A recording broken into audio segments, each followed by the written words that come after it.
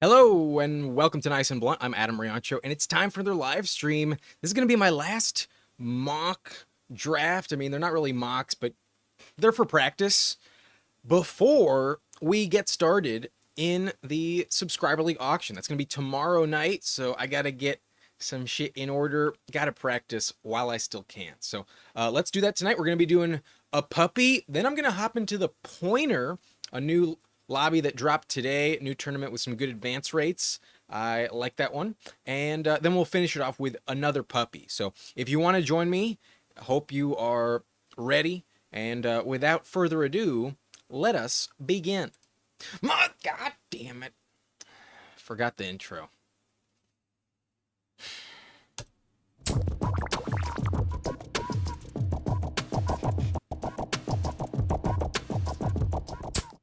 Right before I switched over, right before I hit the button to hop into this view, I was like, oh, I fucking forgot it again. Damn, that's not fun. That's not what I want to see. But we are here. We are ready to go. And we're going to be doing a puppy to start this thing off. A $5 entry with 100K to first. This is the tournament you want to be joining if you are new to underdogs. Just low buy-in, high reward, and although the odds of making it all the way are kind of slim, a man can dream. We got to be optimistic. We got to have some confidence. So that's what we're going to be doing. So a reminder on the rules on Underdog in case you are new. We're in a 14-week tournament in this 12-team pod. We need to finish top 2. Then we advance to the playoffs. We're in the quarterfinals. We have to beat everyone in a 10-team pod. Same goes in week 16 if we advance. And then if we make it to week 17, if we do reach the final, I believe there are 375 people in week 17. There's a minimum of $750 if you make it. And if you do finish in the top 50, you get at least $1,500, and if you take home first prize, you get $100,000. The roster settings is 1 quarterback, 2 running backs, 3 wide receivers, so that is a little bit favored in this setting. 1 flex spot, 1 tight end, and 10 bench spots. So we're going to go 18 rounds deep. With that in mind, I will be dropping the join now comment in the chat when I'm ready to go. And today we have roughly a 8-second delay if I'm not mistaken. So I'll give it a little bit of time. And when you see join now, I hope you're ready. That is when I will be hopping in. So give it a second. I'll hold the eye contact until we're good to go.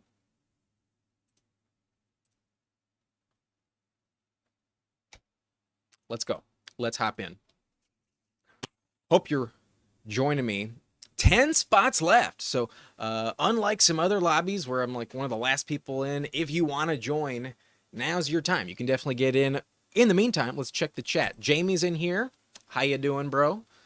Nice to see you. The blue wrench does look good on you. And Jonathan calling his shot, coming for the title in the subscriber league this year. I love to see it, man. Love to see the enthusiasm and the confidence. It's funny because last year I did win the championship, and the 2 years prior I missed the playoffs. Like year 1, I had a bad team. We had some bad luck. We finished near the bottom. I think I was like bottom 4. Then in year 2 of the subscriber league, I just missed the playoffs by like a 1 6-point loss. It was kind of unfortunate. We were literally the 7 seed, and that was a bummer. And then last year we made it in as the 4 seed, and we did win every single playoff matchup. I did take home the title. So I am the reigning champ this year in the subscriber league, and good luck to you if you're trying to dethrone me. I'm probably going to go back to back. I mean, I don't think I'm going to fall off at any point, but you never know. You never know. You might have a chance for second. That's hopefully what you end up with. But Bobby saying, Adam, do I trade the 1 pick for the 3? It's a 12-team, 2 flex PPR, and sometimes they get boxed out at running back and have to take Bowers and reach for a quarterback or wide receiver. I mean, if you're really worried about running back, then maybe just take running back with pick 1. You know what I'm saying? Like, if you're willing to pass up on Jamar Chase with the number 1 pick for number 3, why not just grab Bijan instead? Like, if that's what you're worried about, getting boxed out at running back, then that's what I would just do. I'd rather have the number one pick, but sometimes being at the bookend is not the best spot to be in. I understand the idea of it, but if your ultimate concern is getting boxed out at running back, then just grab running back in round one. That would be my approach to it. I think I'd rather have pick one, but I'd probably just go with Jamar Chase and let the picks fall where they may. I think you'll still get a decent running back core later on, but that's just my 2 cents. I'd probably just stick with pick one. Bobby throwing some shade on Joe Mixon. That's very fair. Mixon does scare me. And Jonathan, this is true. By like week 7, you are always in like the top 2 in the subscriber league. You always have a fucking stud team, and then just like injuries just cripple you as the season goes on, and the luck is just not on your side once you make the playoffs. But if I'm not mistaken, Jonathan, you have made the playoffs every single year in the subscriber league. It just hasn't quite panned out. But looks like we do have Jamie in here. I recognize Jamie. He's big game. He's picking at slot number 8 right in front of me. And otherwise, is there anybody else I recognize? Not sure. If you are in this lobby with us, let us know. But for now, I only recognize big game, Jamie Pirog. But Jonathan says runner-up 2 years in a row for the last playoff spot. Good luck to you this year, man. I'm pulling for you. I would love to see you bring home that chip. Or I guess second place. Of course I want it. Of course I want that spot. But we do get a shot at a high-end running back here. I think I'm going to take it. I'll just go McCaffrey. Let's do it. Let's not be scared. I think he'll stay healthy. I hope so. It's not a guarantee, but if he does, he might be the best pick on the board. He might be the key to winning the whole thing. But it's been a few streams since we've hit the pipe. So after this next pick, y'all know what's gonna happen. Jamie asking, why do I always ignore CMC? I mean, he was at the top of ADP, man. You passed on him. Honestly, I almost went Nico. I kind of considered it just for the hell of it, because you can still get a really good running back in the next round, but I think I can still get a good wide receiver in the next round as well. Interesting to see Team 11 grab Bucky Irving at pick 14. Bucky Irving, one of my favorite picks in round 2. That's kind of curious, but I don't hate it. I prefer to have a more balanced approach, but at the moment we are in line for either Brian Thomas Jr. or Drake London. So this is going to be an... Oh, I can also get Puka. Fuck. Damn. Do I go Puka? This feels hard to pass on. Yeah, let's bet on Puka. Fuck it. We got Stafford in the thumbnail. That's always a good sign. We're gonna go Puka. Jonathan wanted London. I don't hate London, but if I'm not gonna take Brian Thomas Jr., I think I'm gonna grab Puka Nacua. But it was very tempting. It was very, very tempting. Jamie, thankful for leaving us London. I know London's probably gonna fucking crush. Michael Penix, just such a good thrower of the deep ball. London feels like a very safe pick, but they're both 24 years old. As long as Stafford stays healthy, Puka has been more consistent, has offered higher upside. Last year, when Puka was healthy, when he averaged over 85% of the snaps played, he was putting up 18 points per game, and the touchdown production wasn't elite. So as long as Stafford's the guy, then I do think Puka is the right pick in terms of the wide receiver rankings. But there are some red flags to be concerned about. London, probably a safer floor play, but because he fell so far, the combo of CMC and Puka feels pretty rare. Like, normally McCaffrey goes off the board at 7. Normally Puka goes off at 11. And we get the combo of CMC Puka at 9 and 16. It's more unique, that's for sure. But this draft, I'm just noticing, has been fucking wild from the jump. We do have Jonathan Taylor off the board at pick 5. You don't see that very often.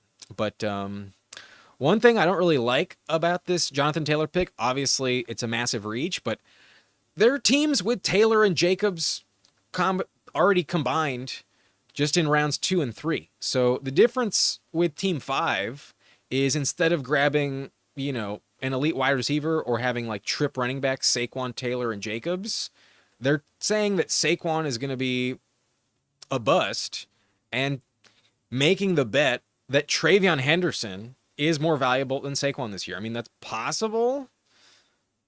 Maybe, but only if Saquon goes down. Team 5, I'm not really sure what the fuck they're doing. But it's their team. They can do what they want with it. That's their decision. But we're coming back up on the clock. I'm not going to go Tyreek Hill. I'm officially putting Tyreek on my do not draft list. I never draft Marvin Harrison. And personally, I'm very confident in Mike Evans this year. So give me Mike Evans.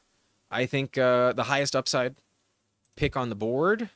And touchdowns are definitely coming his way. After our next pick, we will take a rip from the pipe. But Jamie saying if I don't get Hampton, I'm going to hate my team. Fuck. You get Kyron. Kyron's not terrible. But in late round 3, it's pretty much impossible these days to get Hampton. He goes at the 2-3 turn. And now TreVeyon going early round 3. Running back is getting steamed up pretty quickly. But I do actually rank James Cook above Kyron. For some reason, I'm not like all in on Kyron, but odds are he's fine. Odds are there's really nothing to panic about. But we'll find out. We'll see. I would have loved to get Adams there at 40, but he goes to the team at 12 with Jaden Daniels. Harrison off the board to the team with Tyreek Hill. That combo scares the shit out of me. Only question is here, do I grab running back before it starts to dry up? There's at least one team without a running back so far. Pickens off the board. We could grab Garrett Wilson at a big discount, but not my favorite pick. I could definitely just grab Jalen Hurts. I think Jalen Hurts is a fine pick in the 4th round. But instead I'm going to go Kenneth Walker, and we're just going to be comfortable at running back for a while. I know the wide receiver values in the next 2 rounds are fucking clutch. So let's just avoid any pitfalls. Let's grab Kenneth Walker. As long as he stays healthy, he should be great. And maybe we can just plan on grabbing Zach Charbonnet later and lock up every Seattle Seahawks running back touch this season. That seems like a path for success. But it is time. We're in the 4th round. And if you have been on the channel in the past, you know what this drop means. There it is.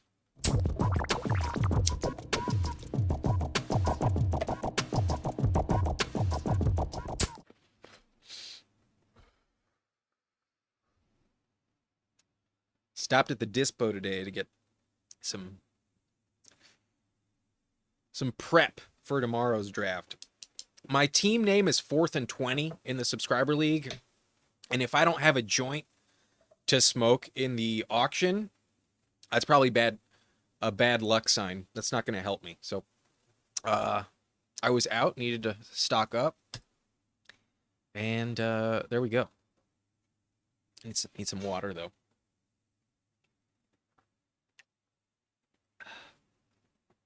All right. So after we go Kenneth Walker, we got Terry off the board. Now that he signed his contract, he's definitely a safer pick, but I never felt like he was a risky pick, in all honesty. Even if he got traded, I would still expect him to put up over 1,000 yards. He's done that with terrible quarterbacks in the past, but glad to see he stays in Washington. He's a very, very safe pick now. Tet goes at 42. The hamstring injury is probably not that big of a deal, especially if they're considering trading away Adam Thielen to the Vikings, if the reports are indeed accurate. But then Garrett Wilson falls to 43.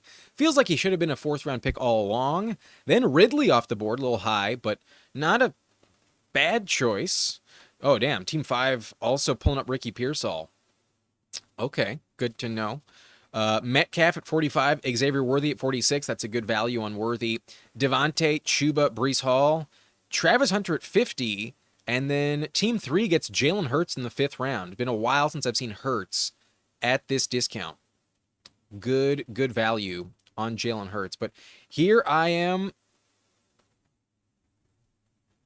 We have Mike Evans. I'm going to grab Egbuka. I'd rather have Egbuka than Waddle, but I'm very tempted to grab Waddle there for the sake of exposure. I've been trying to catch up on Waddle. I'm regretting fading Waddle, but honestly, it took me a long time to come to the conclusion that I'm completely off of drafting Tyreek Hill.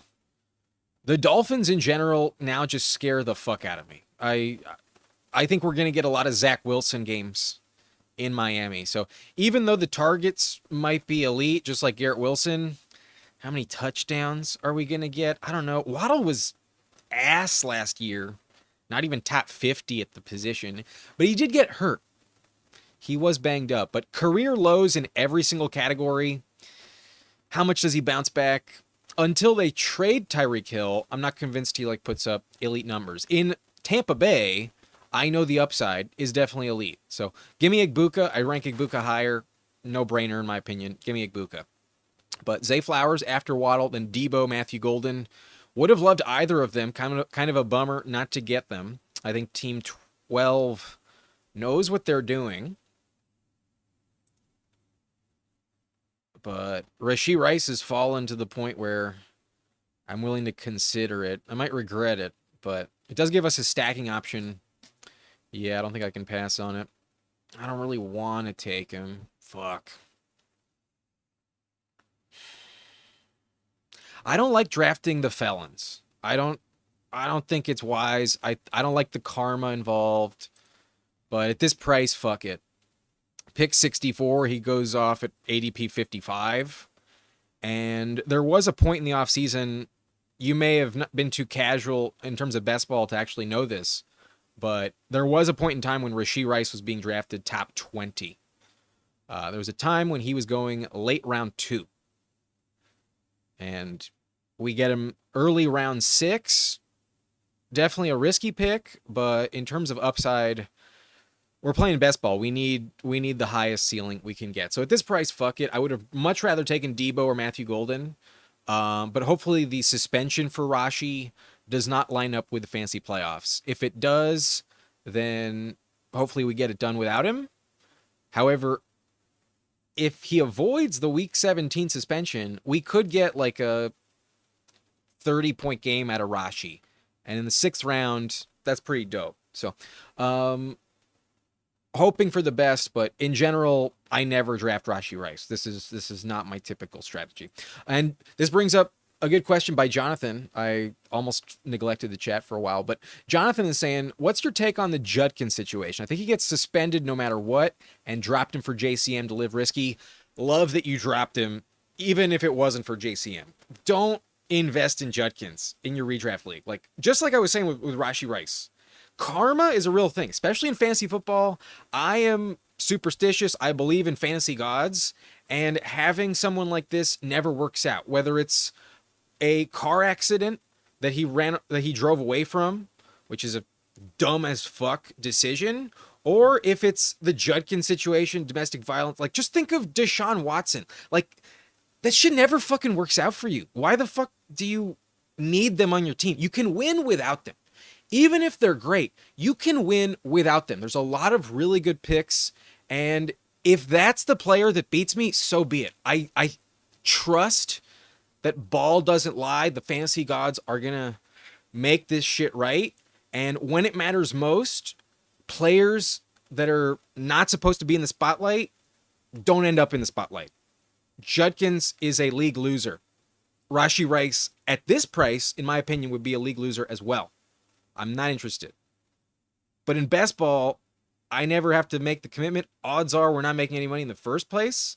Let's live dangerously and also cleanse the palate. Now I got it out of my system. Tomorrow, when I'm in the auction league and Rashee Rice is nominated, I'm just going to know, let's fucking vomit right now and just not invest in him. Fuck it. He's off my board in the auction. Don't want him. Don't want Judkins either. Addison probably doesn't have great karma, but Addison at least didn't injure anybody and didn't run from the scene of a crime. Addison doesn't have as bad of karma as Rashee Rice. It's a different situation. There's a reason why Addison's only suspended 3 games, and Rashee might be suspended half the year. Not the same comparison, but we get Jakobi Meyers to fall at 81. Very happy with that. Love Jakobi at this price. I'd rather have Jakobi than Olave, Judy, Jaden Reed, Addison. Like, I got Jakobi basically in line with Rome Odunze and DJ Moore. So I'll take Jakobi. Love that price on Myers. And who knows, maybe this is a Geno Smith team. Y'all know I do draft Geno quite a bit. But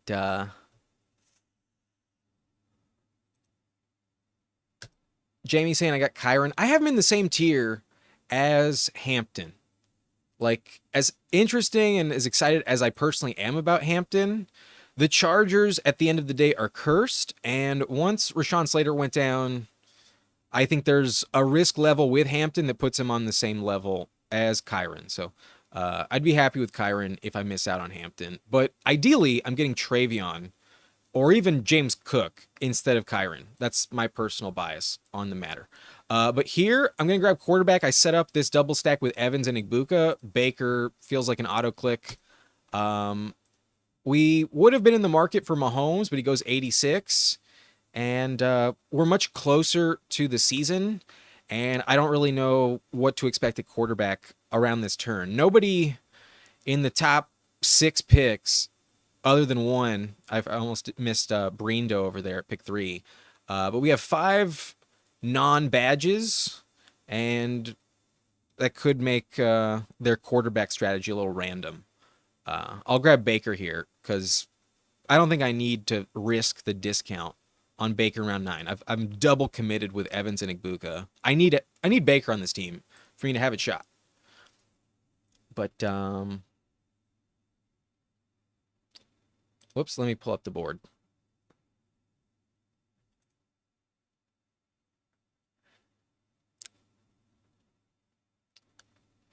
Angus, I definitely need help in these underdog drafts. The odds of making the final, generally, I did the math on most tournaments. The chance you actually have to make the final just on raw percentages is 1 in 400. Now, if you do make the final, you have a shot at 100,000. 1 in 400 for 100K, give me that. I'm literally doing it right now. But do you need a lot of things to go in your direction to work out? You need a lot of good luck in a best ball tournament. But there is strategy involved. To pretend like that's not a factor at all would be naive. But to pretend like there's no luck involved would also be naive. Angus asking, what about Michael Vick?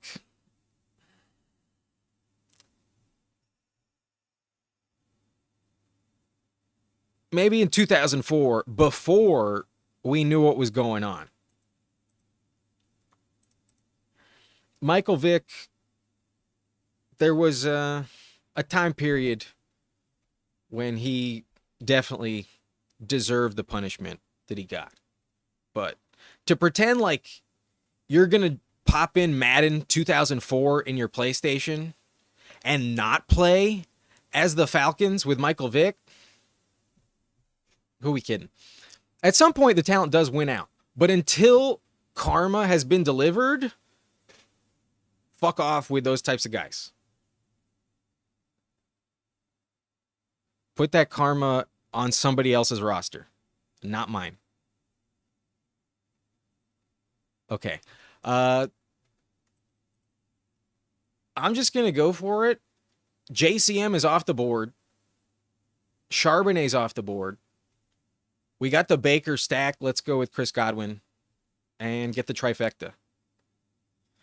So, receiving core on this team, pretty elite. Not going to lie. There doesn't seem like a blemish on this wide receiver room. Puka, Mike Evans, Igbuka, Rashee Rice, Jakobi Meyers, and Chris Godwin. Say what you will about the risk of Puka, but we get him at pick 16 round 2. And we have McCaffrey and Kenneth Walker at the running back position. We have the Baker-Tampa Bay stack. They get the Dolphins in week 17. Do you realize how bad the Dolphins secondary is going to be? I think the Dolphins are the worst defense in the NFL this year. Worse than the Bengals, worse than the Raiders. Dolphins are a ticking time bomb. Let's do it.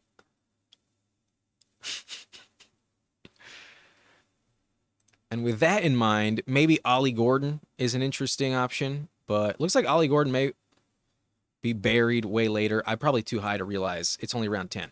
We got to pay attention to running back and tight end right now. We can also consider quarterback.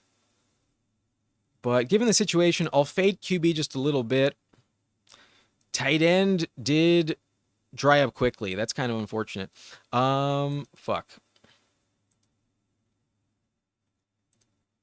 I'm going to draft with week 17 in mind. Let's assume this team does make the final. Cam Skattebo gets the Raiders defense.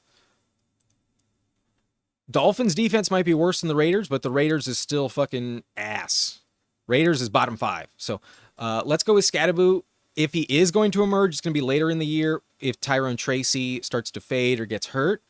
And if you need a reminder, go turn on some Skattebo Texas versus Arizona State highlights in last year's college football playoff.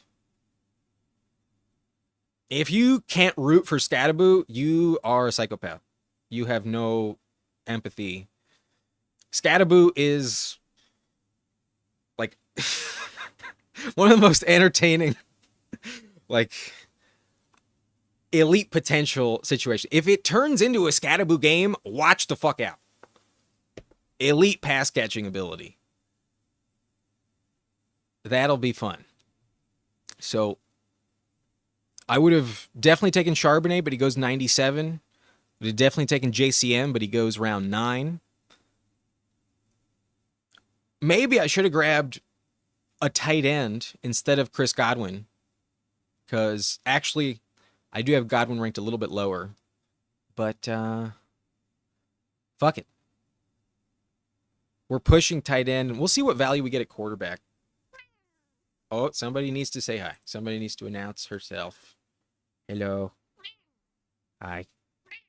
I know. It's getting late. You hungry? All right. Okay. I will make this pick. I am about to be on the clock. I'm sorry to delay. Nope, we don't need that. One pick. Get you some food. And I need a tight end. Give me Dalton Kincaid. We need a tight end.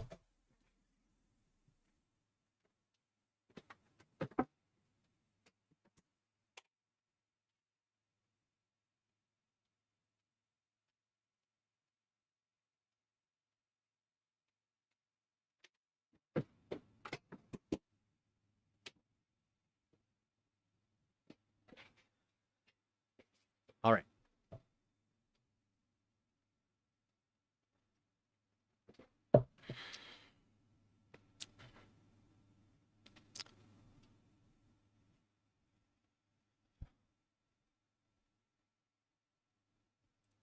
Jonathan, valid request.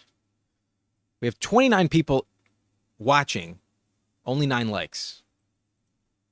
If you've been with us for a few rounds, for the sake of the cat, we just fed the cat. You got Leia privileges on the stream. I think that deserves a like.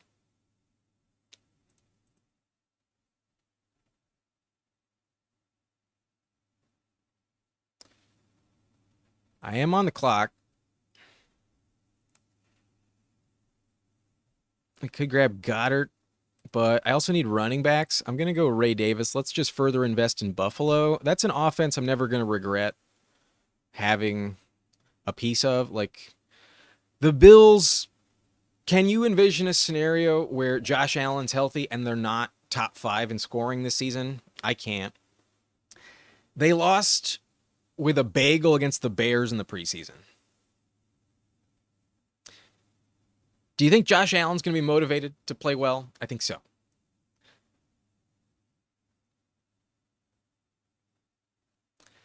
However, when it comes to Josh Allen, I think he's gotten burned enough in the playoffs to the point where he's going to set himself up to be the best he can be in January this year. I think he might sacrifice a little bit in the regular season just to ensure that he's at his peak in January. It's a real shame that he's never beaten Patrick Mahomes in the playoffs. He won the MVP. He can cross that off the list. I think Josh Allen will get his shit together. And I'm talking about in January. I do think they beat the Chiefs this year in the playoffs. I think it finally happens. But maybe he doesn't put his body on the line as much on the ground this year just to make sure that he's healthy. I think he may leave the MVP for someone else. I think his rushing stats could go down just a little bit. But even if they don't, if James Cook loses any volume on the goal line, he had 18 total touchdowns last year, Ray Davis would be the main benefactor. Ray Davis would be in line as a successor in that offense. So the upside when Ray Davis is just the handcuff that gets the start through the roof. Last year he scored 17 points in the game that he started. That many touches in Buffalo is just too valuable to pass up.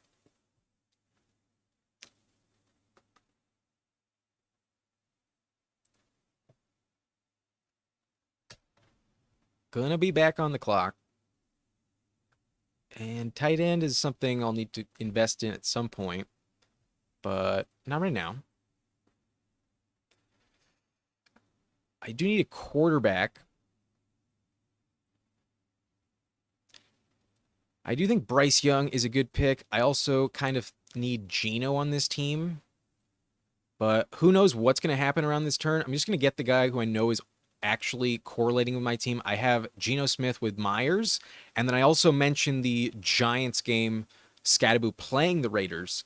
So if that's a matchup I need as well, let's grab that. And while I do think Bryce Young is maybe more valuable, not like insanely more valuable in terms of upside, and I don't have like Tet McMillan on this team. Leggett is there at the next pick, but doesn't feel like it's the most necessary decision. Najee off the board, Algier off the board. There is Ollie Gordon for that Bucks matchup, but the Bucks have one of the best run defenses in the league. I think I'll skip out on Ollie Gordon. Could definitely go Rachaad White. Does stack up with Baker. Labeled day-to-day more than 2 weeks ago. Dealing with a groin injury, but I need some running back depth. I'm definitely drafting 6 of them on this team. And I could take Tyjae Spears. I actually really like Tyjae. He gets the Saints in week 17. Do I take the stack or do I grab the player I just want? I think Tyjae's higher upside, honestly. That might have been the wrong pick, but who knows? Maybe Rashad circles back. If people know about his groin injury, then he may come back around. But there was a point in time when I was happy to take Tyjae Spears around like pick 115 in the 10th round, a 10-11 turn. Around pick 120, there was a time when I was happily clicking Tyjae Spears. And he did suffer the ankle sprain almost like 5 weeks ago, if I recall. Maybe not that long ago, but even if he's on the PUP list for 4 weeks, we need him later on. Tony Pollard's 28 years old. I still think there's a world where Pollard goes down, and in the time when Tyjae covers him, he does have access to tremendous upside, especially against New Orleans in Week 17. That's a pretty good matchup for the running back position.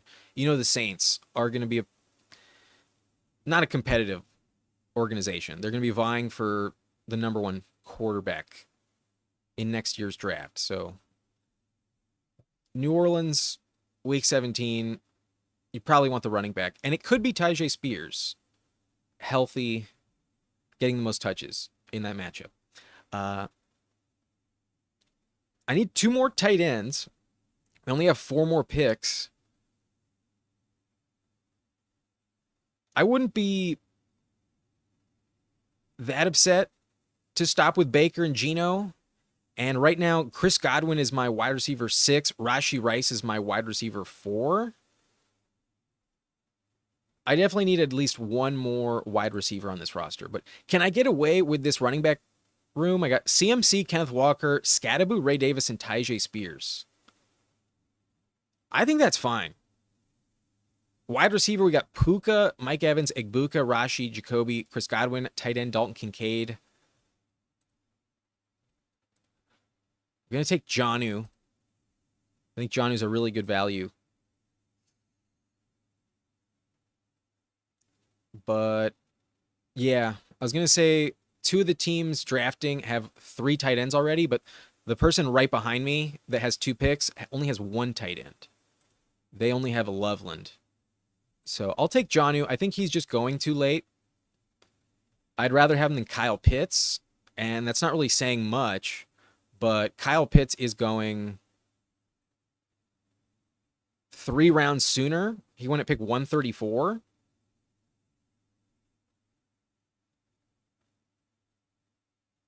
And I'd rather have Jonnu than Hunter Henry, Brenton Strange, likely Mason Taylor, Cade Otton, Okonkwo.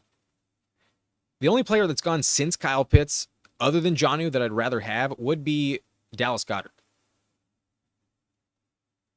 Oh, and Zach Ertz.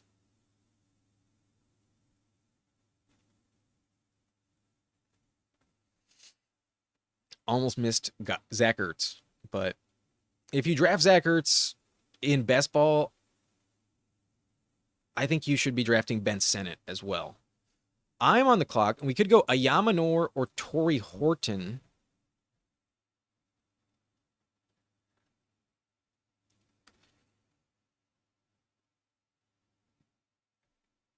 I'm going to go Ayamanor. I want someone to help me advance. There's not a terrible matchup at the end of the season. And as much as I love Torrey Horton as well, at the moment, Ayamanor is the wide receiver 2 in his offense. Torrey Horton is just the wide receiver 3. I've drafted a shit ton of Torrey Horton. I could have definitely made that selection there. Wouldn't have been a bad choice. We have Walker, so investing in Seattle is a further correlating bet as well. It's not a bad choice. But then I also have another Titan. I got a Tennessee combo. Not bad either. You can go with either player in that spot. I really rank them back to back, but technically I do rank Ayamanor 1 spot higher in my straight up rankings, which you can get for just $10. All of my rankings, my draft guide is available for purchase. I've posted about it on the channel. If you're interested, you can head to the Venmo and get the draft guide.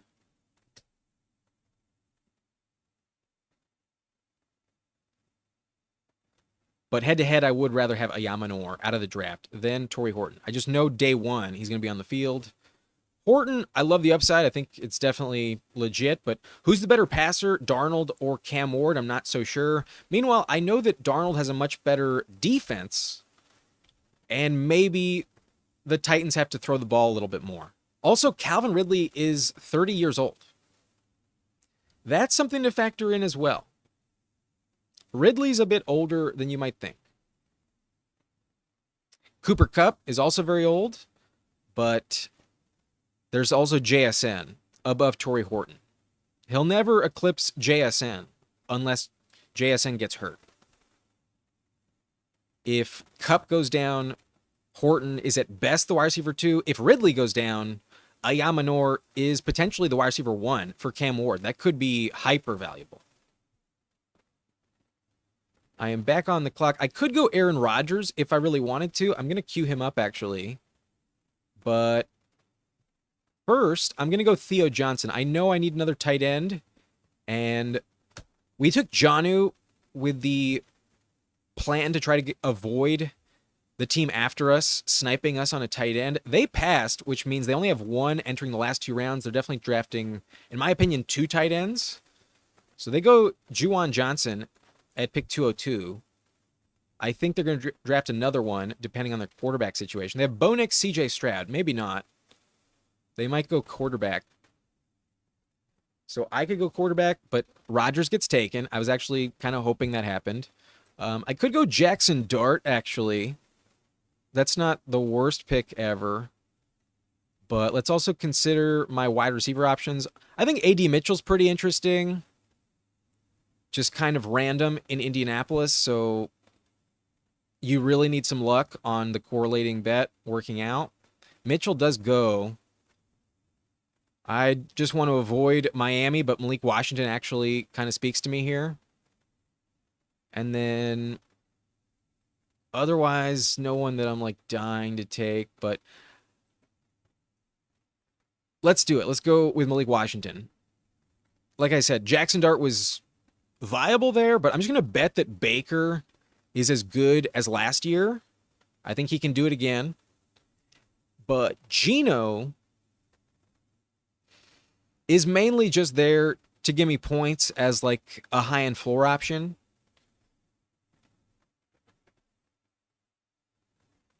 And I think he's good enough where I don't need Jackson Dart. The end of season upside on Dart is very interesting and tempting. He does run the ball a little bit. That's always nice. But if I had Neighbors instead of Puka, I would probably do it. I do not have Neighbors. So let's just take the wide receiver depth. We have 2 of some of the riskiest picks, Rashee Rice and Chris Godwin. And I am talking very confidently that Tyreek Hill gets traded. So Malik Washington it is. Maybe he is actually the new Jonnu Smith. That would be pretty interesting. Because there is like elite upside in Miami. Mike McDaniel's no slouch when it comes to play calling. They just don't have any toughness. Anyways, let's recap this draft. In round 1, we go Malik Neighbors, Drake London. Whoops, that is not my team. That's big game. That's Jamie. With pick 9, I go CMC, Puka, Mike Evans. That sounds familiar. Kenneth Walker in round 4. Egbuka in the 5th. Rashee Rice falls in the 6th. Never take him, but good price, I guess. Jacoby Myers at pick 81. Then Baker, Chris Godwin, Scatterboo, Kincaid, Ray Davis, Geno Smith, Tyjae Spears, Jonnu Smith, Elick Ayamanor, Theo Johnson, and Malik Washington at pick 208. Malik does play the Bucks in that Week 17 matchup. Who knows? Maybe that's the piece we need. But let's mention Jamie's team since we started to. Jamie has Joe Burrow and Justin Herbert at quarterback. In terms of stacking options, I do not see a Bengal other than Gesicki and Yoshivas in the 16th and 17th round. The late back stack does prove valuable. And then Justin Herbert, I believe unstacked. But Kyron, Alvin Kamara, Dave Montgomery, ETN, and Nick Chubb with Monangai. Love the swing on Monangai. Nick Chubb, I've read some recent reports that are discouraging. Are they legit? I'm hopeful or not, but as long as Joe Mixon's not on the field, Chubb can score touchdowns. That's all I think he really offers in terms of upside. But Kamara, Dave Montgomery, and ETN, you probably don't need him very much. Good running back room.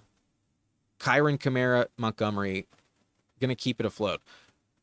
Wide receiver, Neighbors, London, Terry, Shakir, Tillman, De'Ami Brown, and Yoshivas. A little thin given Khalil Shakir is the 4th. But I wish I took one more receiver there, Jamie. That's just me. That's just my personal preference. Njoku, Henry, and Gesicki, very good tight end room. The Browns offense, if you are going to draft some pieces, Njoku and Tillman, not bad. With that in mind, let's head over to the lobby. We said we were going to do one more. And this time we're going to do the pointer. We're going to do the $11 pointer in this one.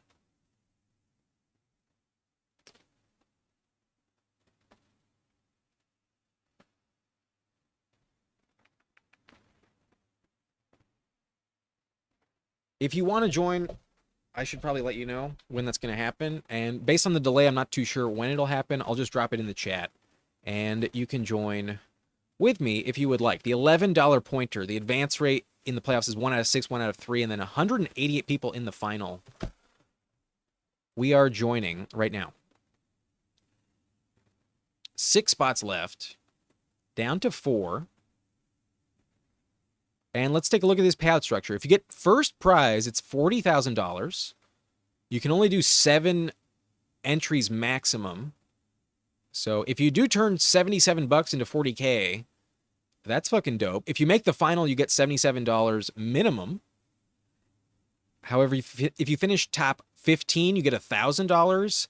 If you finish top 5, you get $10,000. And then first prize, obviously, $40,000. That's what we're hoping for. But even if we just make the playoffs, we do get our buy-in back at $11. I like your chances a lot in week 16. If you can make it to week 16, that's phenomenal. 1 out of 3, it's hard to beat that. So I like the pointer as a tournament to enter. And honestly, I felt really good about the team we just drafted with Christian McCaffrey out of the 9 slot. Now, out of the 7, it's a lot less likely we get some of the great values that we did acquire. But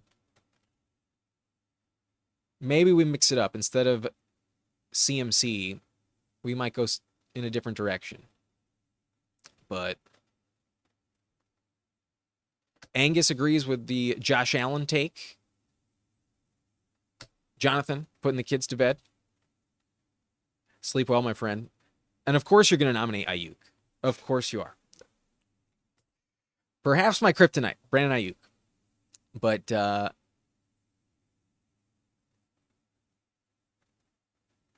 Jamie, perhaps you have a deal on your hands. Kobe, is K9 and RJ Harvey solid running backs? 12-man PPR. Wide receivers are Lamb and Nico.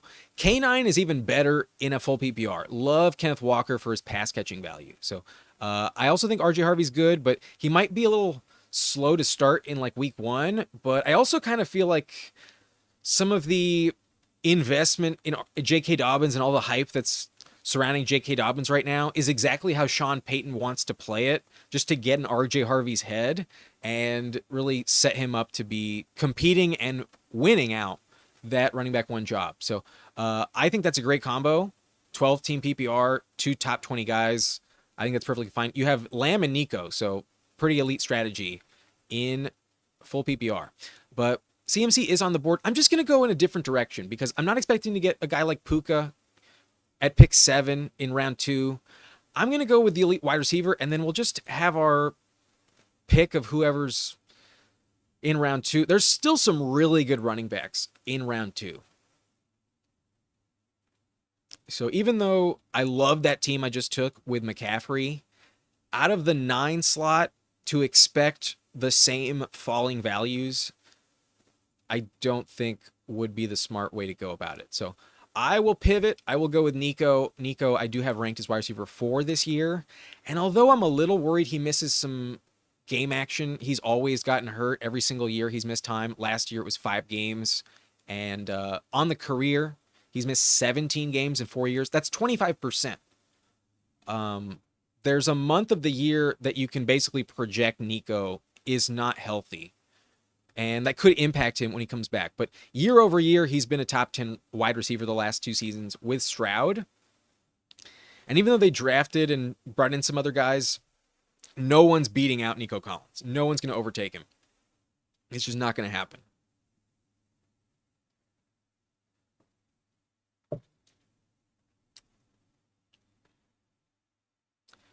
Jamie says Shakir is a number 2 upside. There's also the potential that Keon is better than him. It's possible. That's the risk I have with Shakir, who also got injured in the preseason.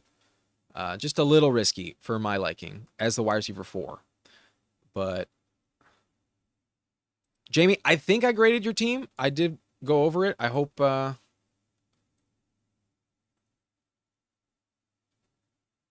you got what you were hoping for. Thanks for the donation. I saw you on the first one as well. Thanks a lot. It's been a while since I've drafted Chase Brown. I like never get Chase Brown anymore now that he goes this high. I drafted a shit ton of Bucky Irving, but I would love to not be underweight on Chase Brown. So I'll take him here. We're investing in Houston and Cincinnati. Definitely some high-end upside for these two pieces in some high-scoring offenses. In round 2, I'm comfortable with just about anyone. They're all in kind of the same tier for me. I could go Josh Jacobs there if I really wanted. My rankings have Bucky Irving as the pick, but I have a lot of Bucky Irving already. And like I mentioned, I've kind of been missing out on some Chase Brown cheers. So let's take Chase Brown. But FK Coolers in at pick 5. Good luck to you too. I thought I recognized you. I've seen your name at least once in the past. Hoping for at least an A-. I thought it was more like a B+. But what's the difference between 89% and 90%? Let's round up. Let's give you the A-. Let's be a generous teacher. But maybe I'm just being a smartass. You could definitely beat me. Anytime you start off with Neighbors and London. Did you get London? Neighbors in London. I may regret passing on London in that draft. That may have been the one spot where I wasn't like totally sure I made the right call. Puka over London. It was mainly just a price discount that had me compelled to go Puka. But same tier between the two.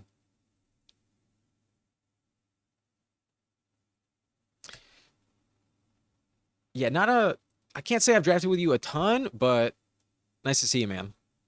Glad you're in here. We could go Harrison, but I hate drafting Harrison. I'm going to go JSN. We almost got T. Higgins. FK Coolers gets T. Higgins at pick 29. Damn. I cannot blame you for sniping him up there. Good price on Higgins. But Evans goes above Higgins. I don't know if I would do that. Evans at 32, or maybe he's 31. I think he just turned 32. Compared to T. Higgins at 26. Smart call is probably T. Higgins. But Higgins has actually missed more time with injury than Evans has. At least like the last 2 years specifically. Has Evans ever really missed much time? Not really. Evans always stays healthy. Last year he had a hamstring injury that cost him 3 games. But Higgins had a hamstring injury that cost him 5 games. Maybe Evans is the better pick. But Evans usually goes much later. In terms of just how old they are, T. Higgins has the tiebreaker. 6 years younger. But Harrison goes, pick 32. Kyron, Kittle, Garrett Wilson at 35. Daniels 36 with the Terry combo. Adams at 38. The team with Puka does not double stack. Tet McMillan off the board at 39. Now Jalen Hurts. Yeah, this is not the puppy. Jalen Hurts is not going to go in the 5th round. James Cook off the board. Let's do it. Let her rip. Travion Henderson. Round 4, fair game. Let's do it. Technically, I have him ranked 1 spot above James Cook. So happy to see Cook off the board instead. Straight up, I would have gone Travion. And here's one reason where if you're still on the fence on Travion, maybe we can convince you This is the NFL schedule, and I'm going to isolate the New England Patriots. Sorry that it's a... Oh, maybe I can do this. Give me 1 second. No. Oh, okay. Yes. Yes. I found a plugin, and you can turn any website into a dark mode. Now, it does look like it's slowing down everything else, so I might want to turn it off. Oh yeah, I don't like it on this website at all. It's unnecessary. We already have the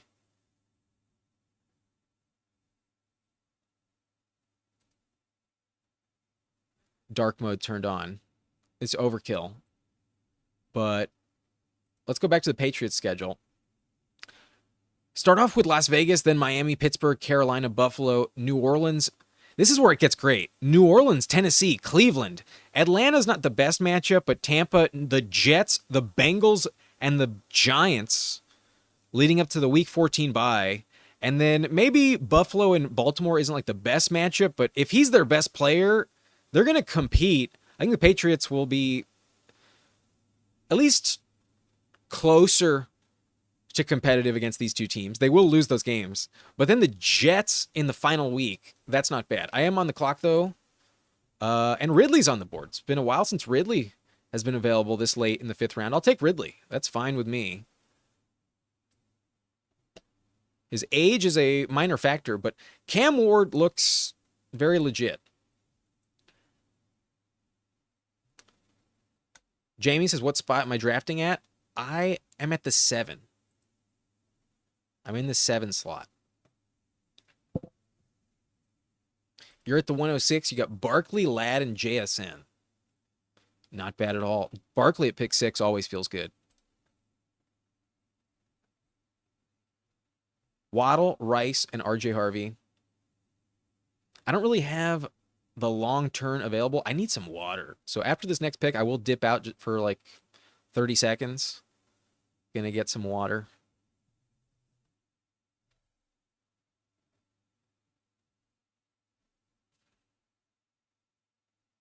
But Rashi does go in the 5th round here. We got him at pick 64 in the last one. Harvey comes off the board. Travion Henderson at Travis Hunter, excuse me, the other TH rookie at pick 59. Then Kamara at 60, Pearsall at 61, James Conner 62. Igbuka at pick 63.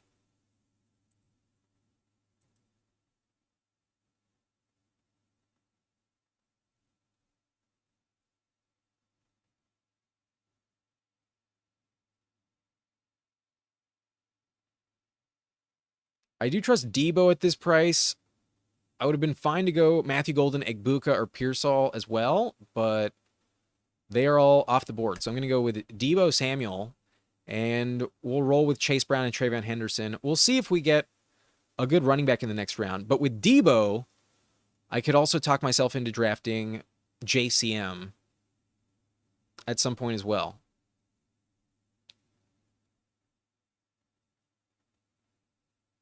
But it is worth mentioning, Debo might be the reason why Bill Krosky-Merritt does disappoint. Like, as much as I loved JCM in round 18, the argument that I was always making this summer in Washington is that it's a very crowded backfield, especially on the goal line.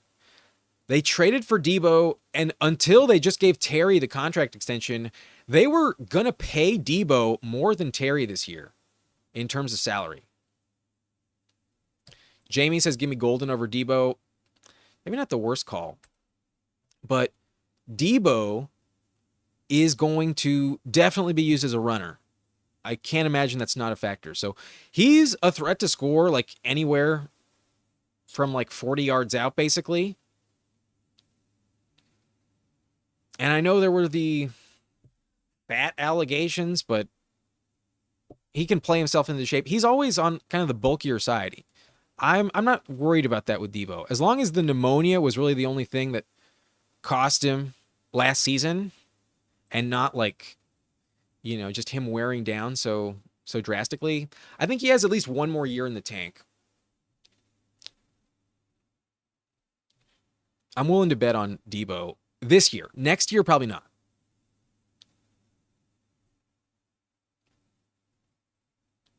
I would also probably anticipate the Commanders to draft a wide receiver higher next year, because Debo and Terry are both like 30 years old next season. We could go Jordan Mason, but no, I have Nico Collins. I'm going to further invest in Houston. I will set up a CJ Stroud stack on this team. Let's go Jaden Higgins, my go-to pick in round 8, but in reality, I rank him in round 7.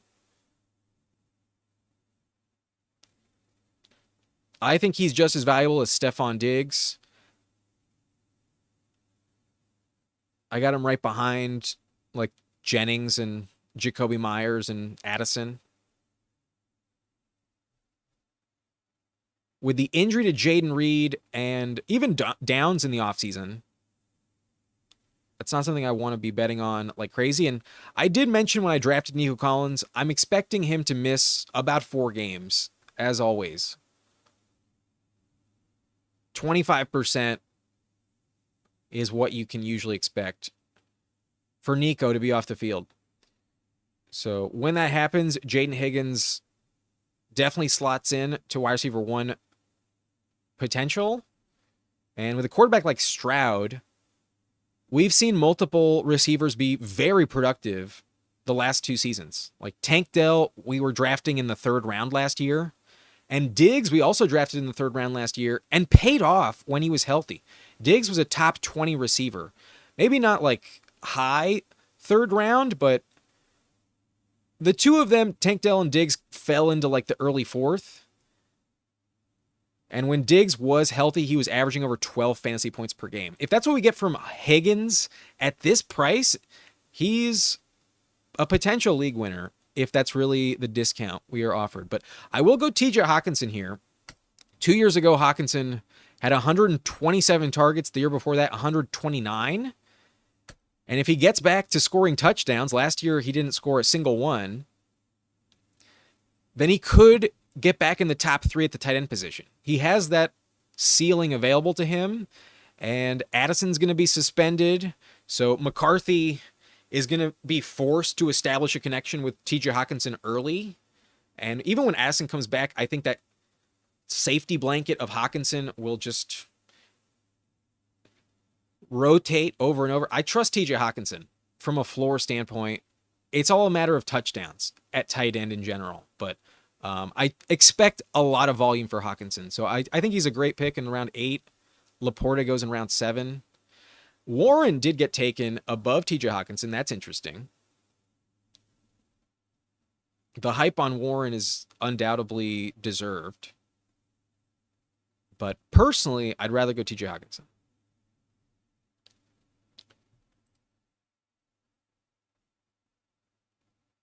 OM Godlike. Welcome in, bro. FK Cooler say, not sure about you, but I basically rank JCM next to Scattaboo now, mainly to not always pick Scattaboo. I got him higher than Scattaboo. I got him in a much different level than Scattaboo. I could have totally taken JCM there at pick 90, but we opt for the slight price discount on TJ Hawkinson instead. And I got Chase Brown, Travion Henderson. I'm not totally sweating the running back position, but would have definitely loved to take JCM here at 103. Odds are I wasn't going to get him, though.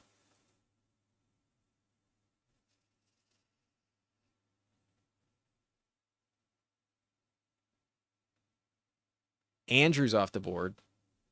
I'm not a Kyler guy. I'm not taking Kyler. Purdy's kind of interesting. I definitely rank him the highest, but we don't have a correlating bet with Purdy.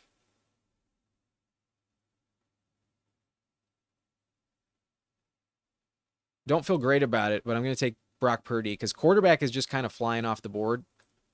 Like Drake May is already off, and that's usually like my safety level of quarterback 1.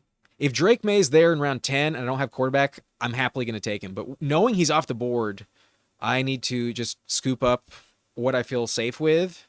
And even though I don't have a niner, Purdy feels like a safe just bet to get me points. I also have like later stacking options in the first place. So maybe I didn't have to go Purdy there. I could have just maybe punted a little bit and gone with 3. But because Drake May had been taken, I kind of got a little nervous at the QB spot. You never know when like a run on that position is just going to bury you. Like team 10, Party Boy, they don't have a quarterback yet, and right now they're looking at Caleb Williams. Do they even have a stack with Caleb? They don't either. They had Kittle, so they're probably pretty pissed off I took Purdy. Sorry, bro. It happens.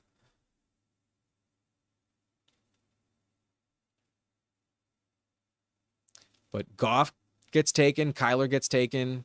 At least with Kyler, you don't have to stack him up, but I'm just not a believer that he's worth this price.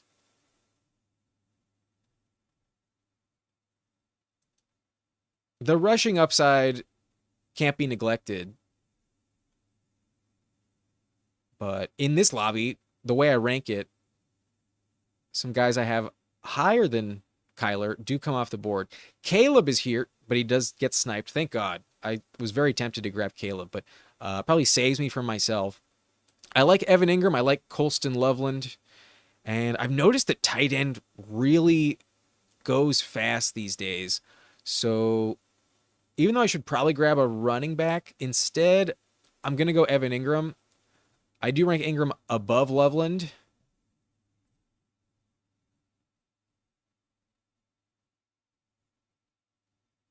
And who knows? Cortland Sutton's 30 years old. Maybe he misses some time. Maybe the touchdowns really pivot to other players. But in general, I'm just trusting the volume with Ingram. If touchdowns hit, it's just like a perfect cherry on top. But in general, Ingram is sometimes like capped for that touchdown production. But at this price, I think he's a good pick. I'm very comfortable with Ingram in round 10, especially knowing that Tyler Warren's off the board. And in general these days, tight end has been like really drying up quickly by the time you hit pick 110. So to get any tight end that you like past that point is maybe not a blessing, but a gift I'm willing to take. I'll go Ingram here just for the sake of value. But Jamie is asking Golden or Olave. I will definitely take Golden. I'm not an Olave believer this year. OM, you are not the only one. Fantasy Football Garage in here. Nice to see you, my friend. Welcome in. Yo, you got some sick drops. The edits that you play on your stream are fucking dope, man. The Candyman. Candyman got some good pulls. Shout out the Candyman. I like his channel. I do pop in on the stream as a viewer sometimes. Got some good takes. In some lobbies we've been in together, you also sniped me on some really good picks. Not easy drafting with the Candyman. Knows his shit.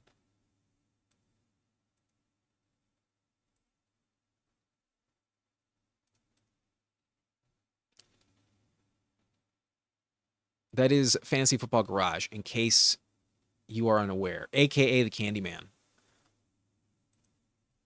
But running back did not get scooped up around this turn. Instead, tight end went. So glad we got Ingram. I definitely need running back, and I'm invested in Houston. So even though it scares me, I'm getting him at a massive ADP value. I'm going to be drafting 6 running backs, I think, with this build in the first place. It's now just kind of cemented. But in terms of upside, at this point, I'll take Mixon. Like, somebody took Jerome Ford. I'll happily grab Mixon after Jerome Ford. Brian Robinson Jr. off the board. My plan was to probably go Braylon Allen here, but Mixon has higher upside than Braylon Allen. Now, it may have been a completely wasted pick. I may have buried myself by getting no points. It's possible that Mixon doesn't play a single snap this season. I don't think it's going to be that bad, but it's in the realm of possibility that Mixon's an absolute zero. So I might have just buried myself. We'll see. But in terms of price, He goes 103. He's fallen tremendously, and I get him at 127.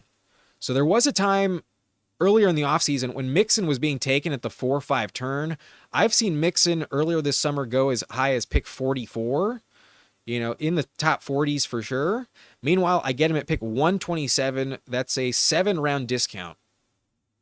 On the upside, some people did spend earlier this summer.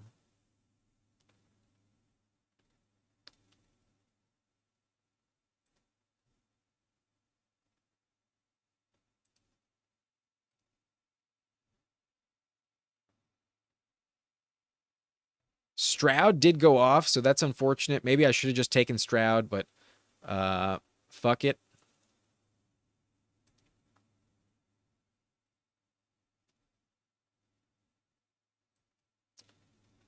Honestly, I'm not totally sure what to do here, and I go Michael Penix.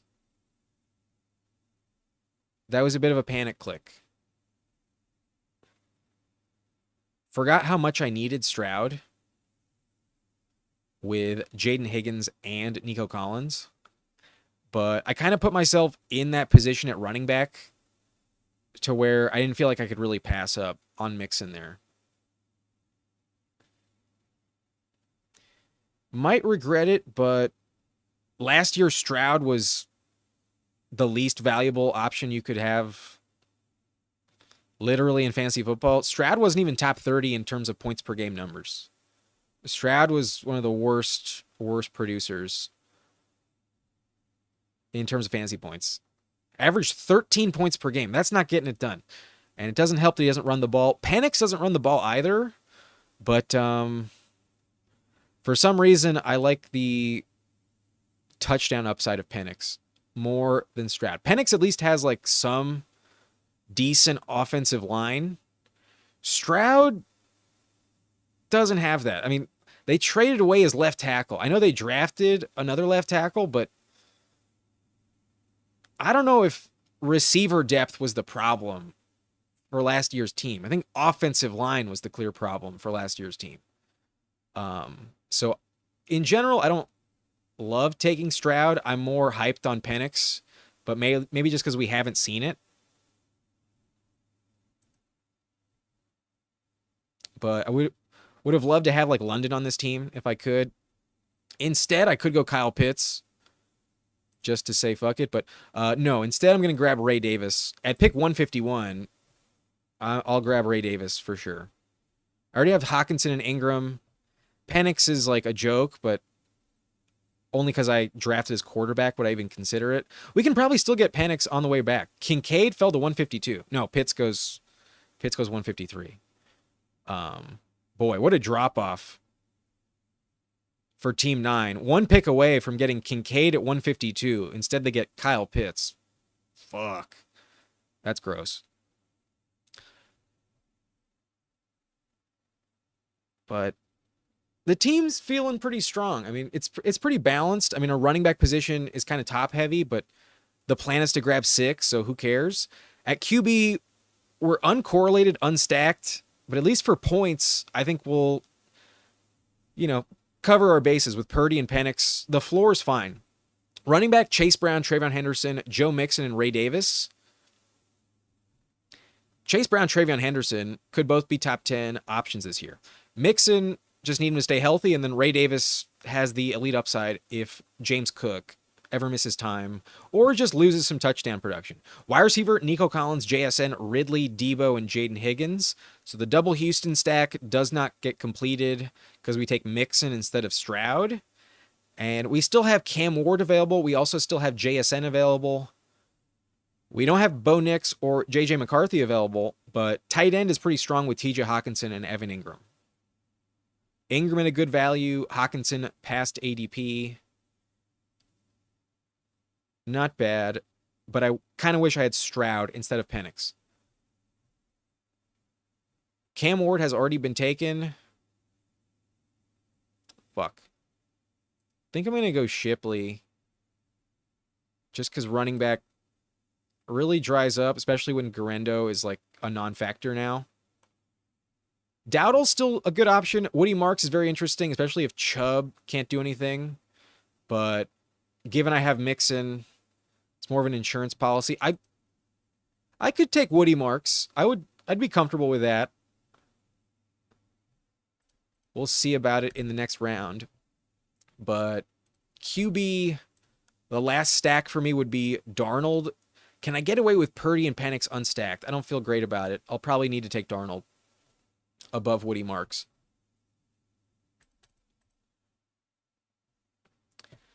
But with Hockenson and Ingram, I think I'm going to stop with 2 tight ends. We definitely need another running back.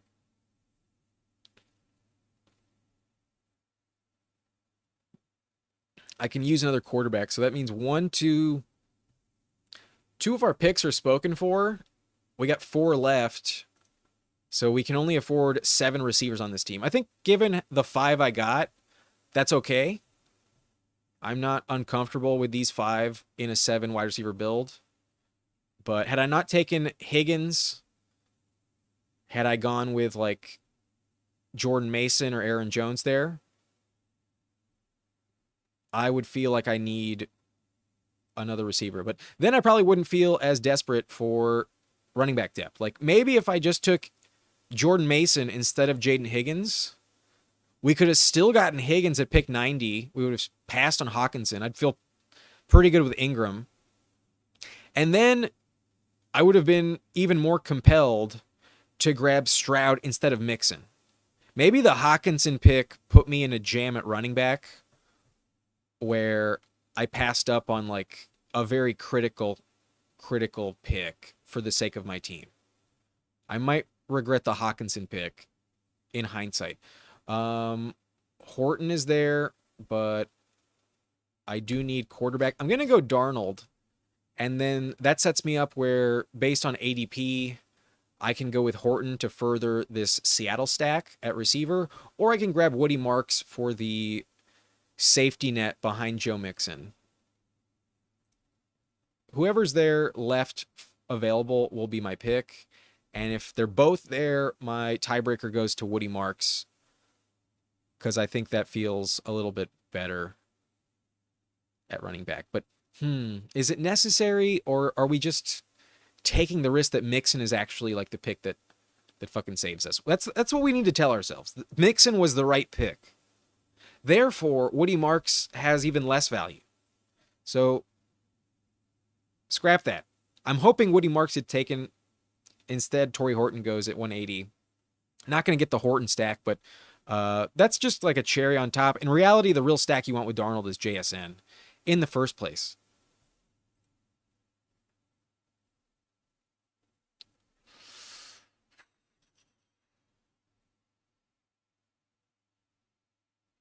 No, the garage is not going to leave you any gifts if you're drafting with him. If you're behind him in the ADP, he will not leave you a little present. And I don't blame him. You got to scoop up the values where you can.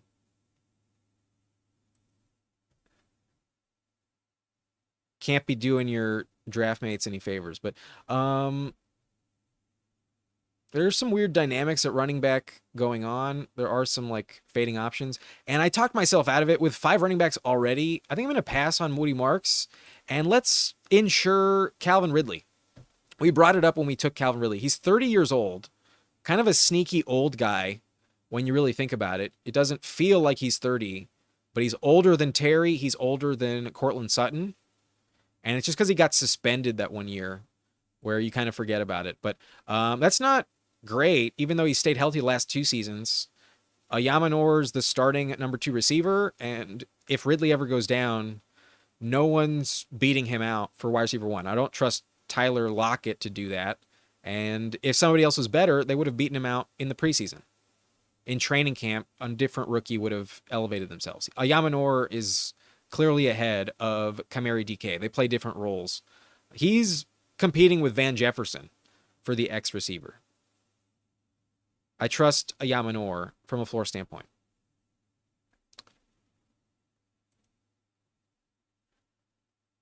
Mick asking, would you trade JSN and Mark Andrews for Kittle, Swift, and Najee? Big upgrade at tight end.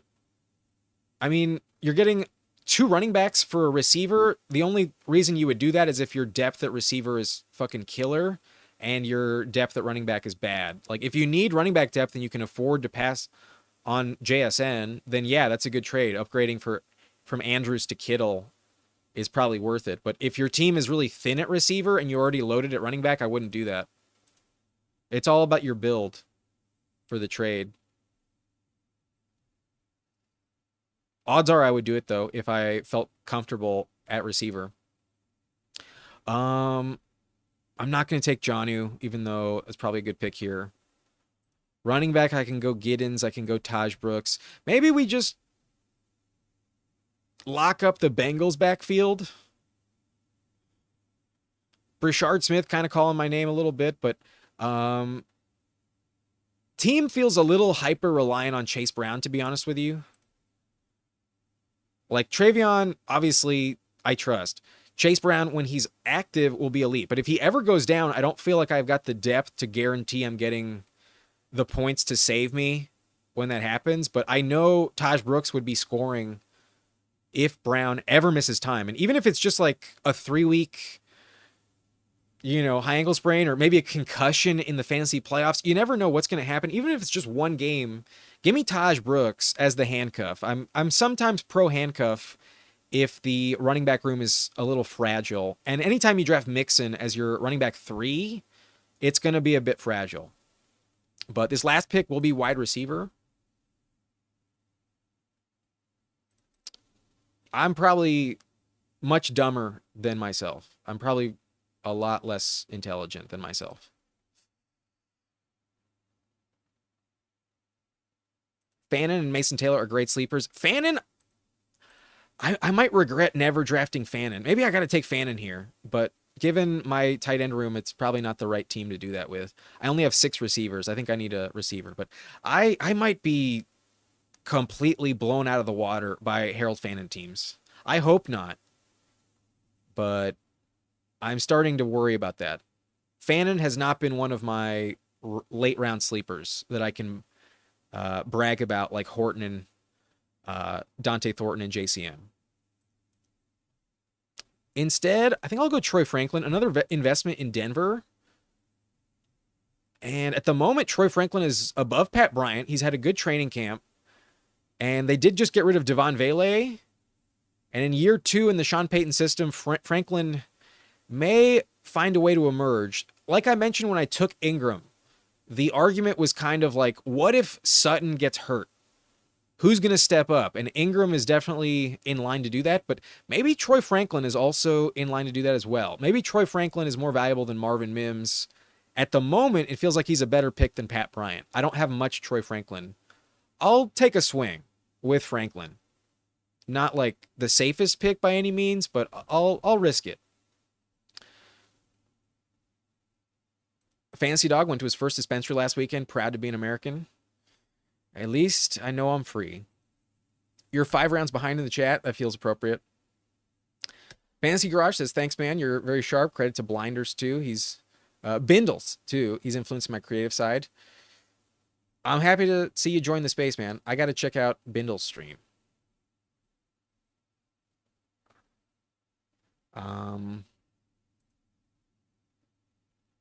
Looks like Godlike liked the Mixon pick. At least I hope so. Jamie took Mixon at 126. Past pick 110, it feels like it's probably worth it. I did pass on him a couple times, but at 126, with the Texans investments, we go for it. Atlanta just traded for a Seattle offensive tackle, right tackle to protect lefty Penix. Right, one of the few teams that needs like extra investment at right tackle. Jamie just drafted Ray Davis, a pick I always like. 134 in a puppy grab Mixon. So maybe I didn't get the best price on Mixon possible, but I couldn't pass it up because I needed running back. Harbaugh going to change that curse eventually. That's the thing about Harbaugh. Like if you look at his Michigan days, it took a while. And although maybe he wasn't that slow in like San Francisco when he turned it around, they didn't like immediately go to the Super Bowl.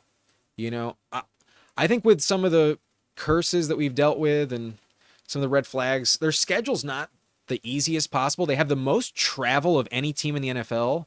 The Chargers have to travel so much more than anyone else. It's not even funny. I just think there's too many things going against them. I don't think the Chargers make the playoffs this year. And I am a Chargers fanboy. They're my team. Pains me to say that. But my expectations are a little low this year. I think they get a little disappointed. They're probably one win shy of the playoffs this year. Armin likes Ollie. Ollie seems like a good pick these days. Who Hames, welcome in. Armin asking about Adam Thielen. Adam Thielen's really interesting. He's old, though, at 36. He can always miss half the season. But it does sound like the Vikings are trying to trade for him, and maybe it doesn't happen. It seems like it would have happened already. But I still have some hope that Thielen is a Viking again, not a Panther. That'd be the best case for everyone involved. Would love to see Thielen on the Vikings.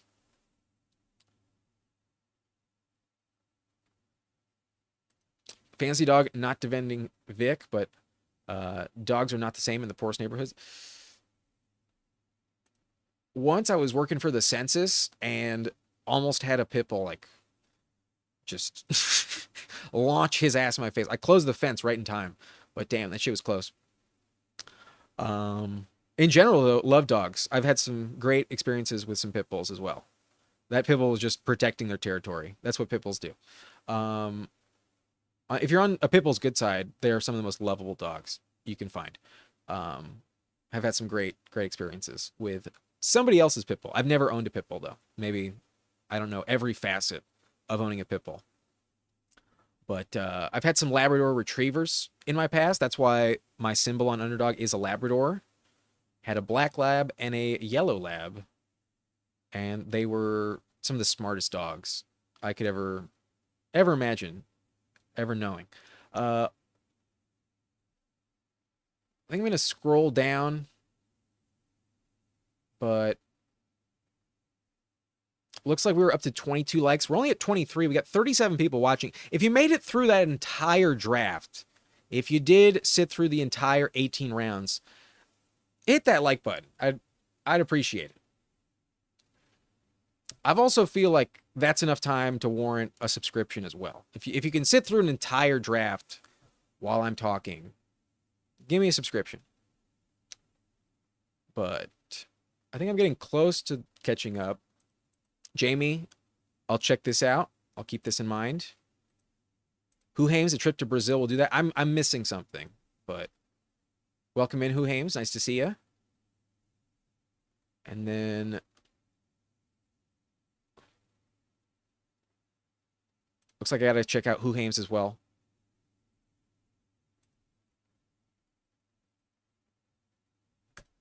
When I'm 70, I won't remember my name, let alone my problems. I guess that's the benefit of all the plastic in our diet. All of the microplastics. Maybe spare us some of the some of the rough memories down the line. Anyways, we're gonna do one last draft in here. And if you want to hop in with me, we're gonna hop into the I kind of want to do the pointer again, in all honesty. The pointer feels like a valuable use of my time. I think I'm going to do the pointer, but give me 1 second. I do need to get some water. I'll be right back. Give me a minute, and then we'll hop into the pointer.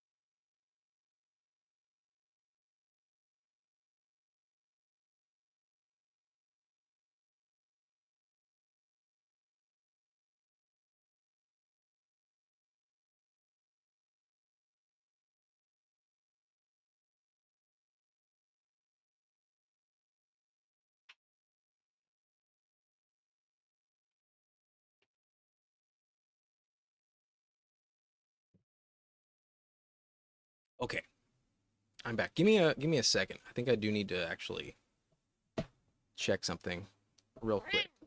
Oh, looks like somebody's here. Hello. Hello.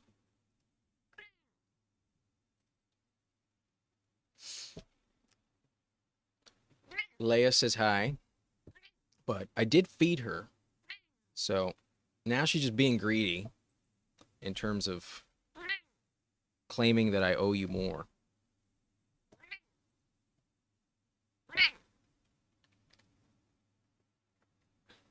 I promise I will hop into the pointer in maybe like 30 seconds. Give me like 20 seconds.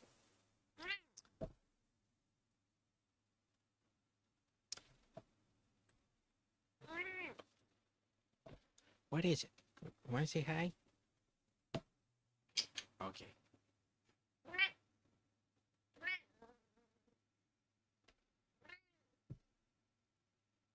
Okay. Oh.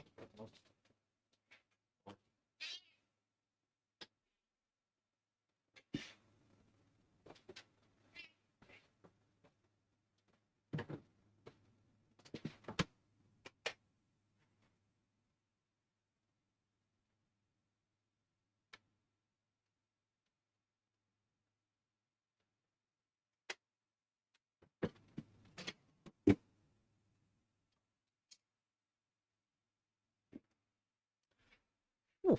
Okay.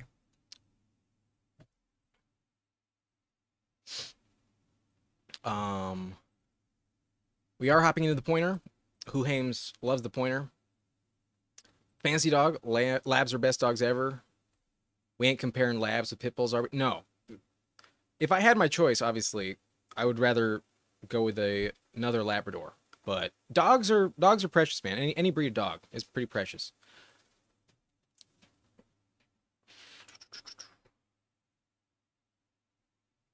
Let's hop into the pointer. I'm gonna drop the join button in a few seconds and give me like just some time for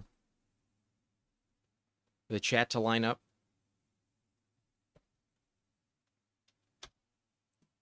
Okay, we're hopping in.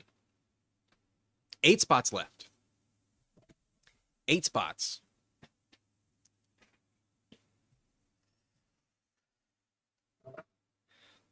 Let's do our final rip from the pipe, shall we? While we wait, let's get the final rip in.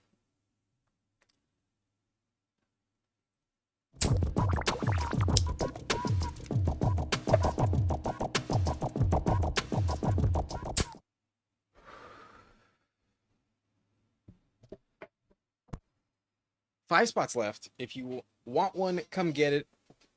I would rather do 1 pointer than 2 puppies. When it comes to a return on investment, I think it's definitely a wiser use of your entries. I definitely want to get into the puppy a few times. I do have like 10, maybe a dozen entries in the puppy already, but we can only do 7 of these pointers. And the odds of actually making 75 bucks are much higher.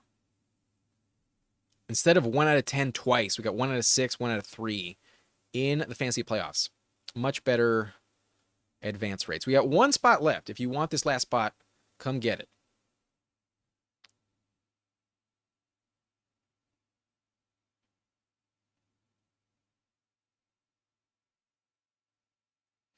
Who Hames, thanks for doing the math. Such a good point here. In general, you have a 1 in 400 chance in most tournaments. So to get even 1% is pretty dope. To get 4%, that's fucking awesome. This is the place to be. And we get pick 3. I'm pretty happy with pick 3.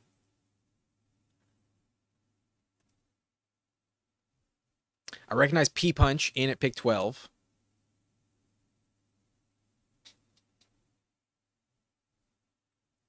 There he is.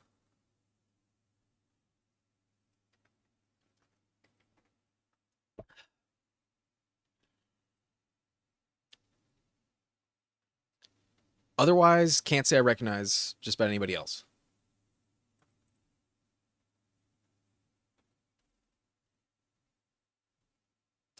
So if we somehow get Bijan or Chase, we're obviously thanking the Lord. But with that not expected to happen, you can still get good running backs later on, and I don't hate the wide receiver start strategy at all. But we did take Nico in round 1 in the last draft, and running back was kind of not like a soft spot for that team, but just a little bit of a concern as we moved through that draft. It was slightly risky, and Jahmyr Gibbs does go. So with full intention to go Gibbs at pick 3, instead he gets sniped and Bijan does make it to 3. I will thank the Lord to have Bijan at pick 3. Gibbs, not a bad pick at all. I was planning to do that, but really I was just planning to go running back, and Gibbs I do have ranked 1 spot behind Bijan Robinson.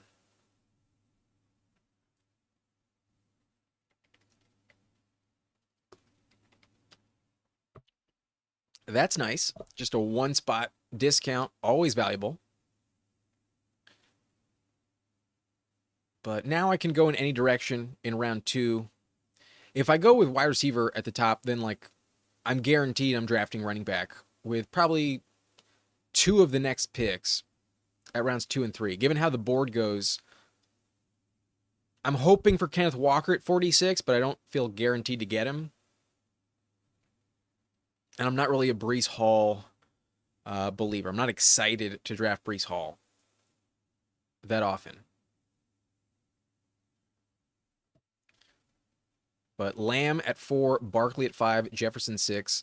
Neighbors, CMC, Nico, Genty, Thomas, and Derrick Henry. So I guess Genty and Brian Thomas in that order is slightly off base, but not that crazy. Personally, I got Genty as more of a 2nd round pick, but if you wanted to take him there, be my guest. The combo of Genty and Puka, nice to have. And you see plenty of teams that take it in the opposite order. Picks 10 and 15, not that big of a difference between them. Just your personal preference. But the cat is back, and I did give her a few extra treats. So this is something else that's bothering her. I can't say I know what it is. It might be the air conditioner that's still on. I think I'm going to turn that off.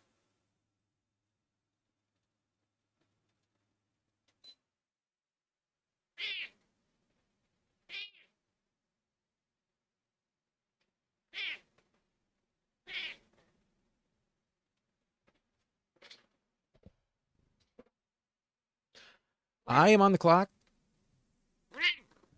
And Bucky's at the top there. I'll happily take Bucky.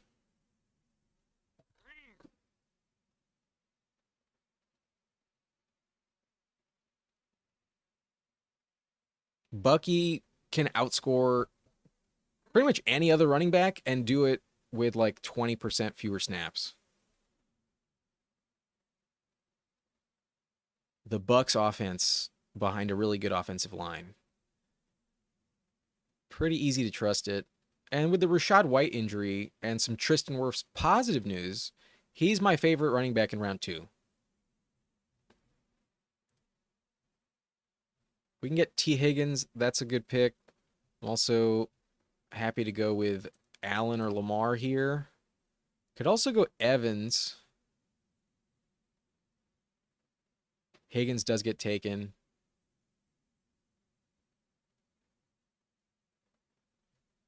There was a time when I was happy to take Devontae Adams at this pick as well. But with Bijan and Bucky, I think the pick should be wide receiver. And let's just invest in Tampa again.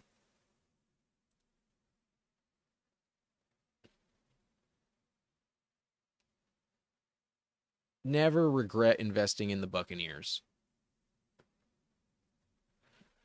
I think the Bucs are a sleeper pick for the Super Bowl.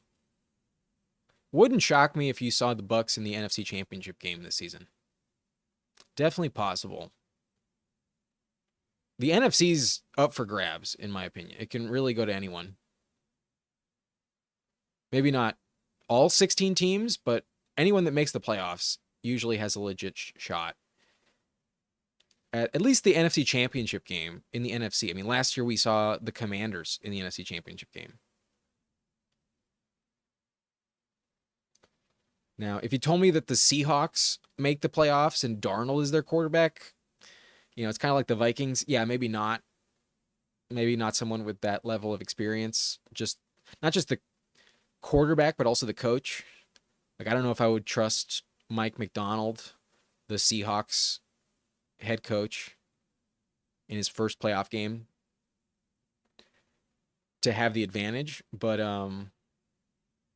the usual suspects in the NFC that make it, any of them can win. Whether it's the Eagles, the Commanders, the Rams, the Niners are live. The Bucks are one of those teams. The Lions, of course. Packers sometimes get slept on, but they're in that conversation as well. They're not far off. It's just kind of comes down to Jordan Love getting it done or not. But they're in the mix. Baker, I think you trust Baker more than someone like Jordan Love, and if the Packers can do it, so can the Bucks.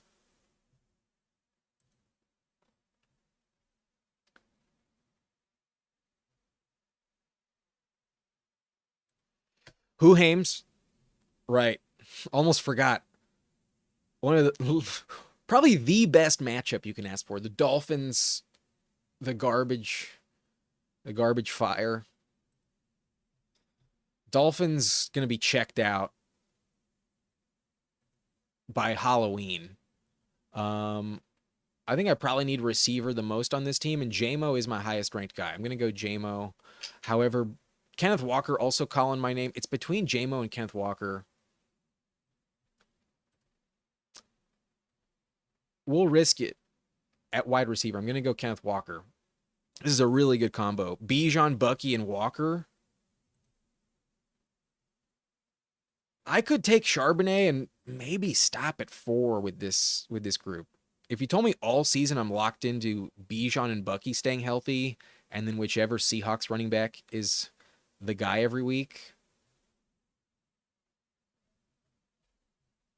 I could stop at 4. I probably wouldn't, but I could if I needed to. However, JMO may have been a bad call to pass on. But I'm going to fully commit to the bit. I'm going to go full Tampa once again. That's what we had on that first team we drafted in the live stream, and I really liked it.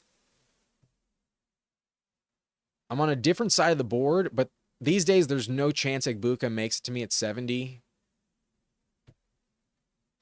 That first draft was in a puppy, so might seem kind of egregious, but this tournament dropped today. People are drafting Egbuka in the 5th round. If anything, there's going to be fewer teams like mine that have Bijan paired with Egbuka because he rarely gets pulled up this high. So is it the right pick? Can't promise you that, but in terms of my rankings, that's how I have it. I just don't see him burning you. He has to get hurt.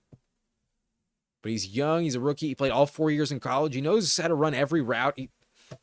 This team's invested in like a Baker guarantee. And if I grab Egbuka, I also like kind of de-incentivize any other team on this side of the board to end up sniping me on Baker. So this team's argument is that the Bucks carry me and that having the Baker combo, or at least planning for it and taking the Bucks top 2 receivers, is the way to go in the long run. Jamie, those were the days. I wish I was wise enough to have never been so enamored with Godwin that I wasn't taking Egbuka in the 8th. Like, if I could tell you that I was as invested in Jaden Higgins in the 8th round as if I could say that I was as invested in Egbuka in the 8th round when he used to go there as I currently am in Jaden Higgins right now, I would probably feel way more confident going into this season. I wish I had 30% Egbuka when he was an 8th round pick. Feels like those are the teams that are going to win. That's one reason why I'm not dying to draft like Best Ball Mania as much these days. Like, you got to compete with those types of teams. Like, imagine if someone has Ibuka in the 8th, Henderson in the 6th, JCM in the 18th. How confident are you that you have those 3 players on your team now and you're beating the team in May that took those guys at that price?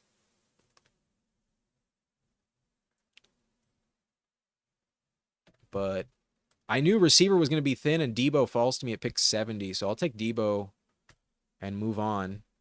We do not have T. Higgins, so we're not drafting Burrow. We give Team 2 a shot at Burrow pick 71. Who Hames, very legit point. Most of those teams don't have guys like Ollie Gordon. Those guys could also be who you need. Very valid point. I don't want to be, Mr. Pessimism over here. But I worry that this is not the time when the tournament winning team will be drafted. At least in a tournament that's been open since May. In the pointer, it's a completely different story. Completely blank slate. And I will go Jacoby Myers here. Just need wide receiver points.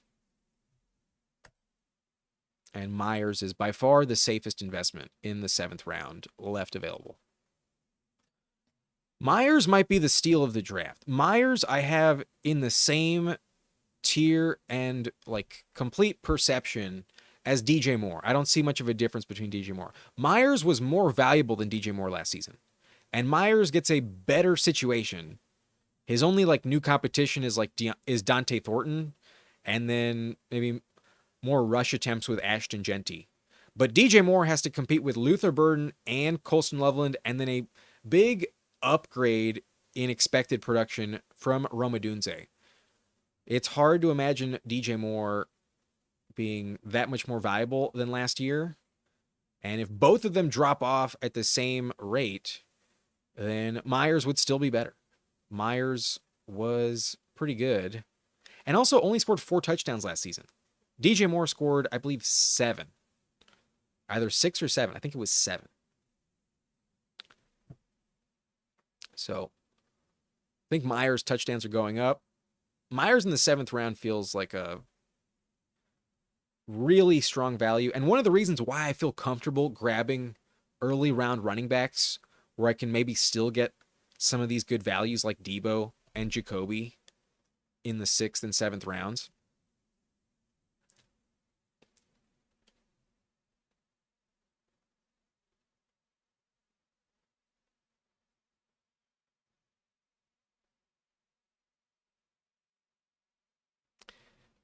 But after I go Myers, we see Aaron Jones, Jawan Jennings, Caleb Johnson, Tyrone Tracy, Addison, Jaden Reed, Mahomes, stacked up with Kelsey. Does the Mahomes teams have Rashi? They do in the 6th round. And Jordan Mason at 83, Keon at 84, Hawkinson and Tyler Warren at 85, 86. So Warren is like officially an 8th round pick now. In this one, he does go after Hawkinson, but only 1 pick after Hawkinson. I would jump for joy if my boy makes it 1 more pick. The Broth King probably snipes me. And maybe that's going to save me, but oh, fuck. I'm worried about Team 1 taking who I really need, but no risk it, no biscuit. I'm taking Jaden Higgins to complete the full floor play. Like Myers and Higgins. Oh, shit. I forgot about Godwin. They go Cooper Kupp. Fuck yes. Now the team with Burrow just needs to pass.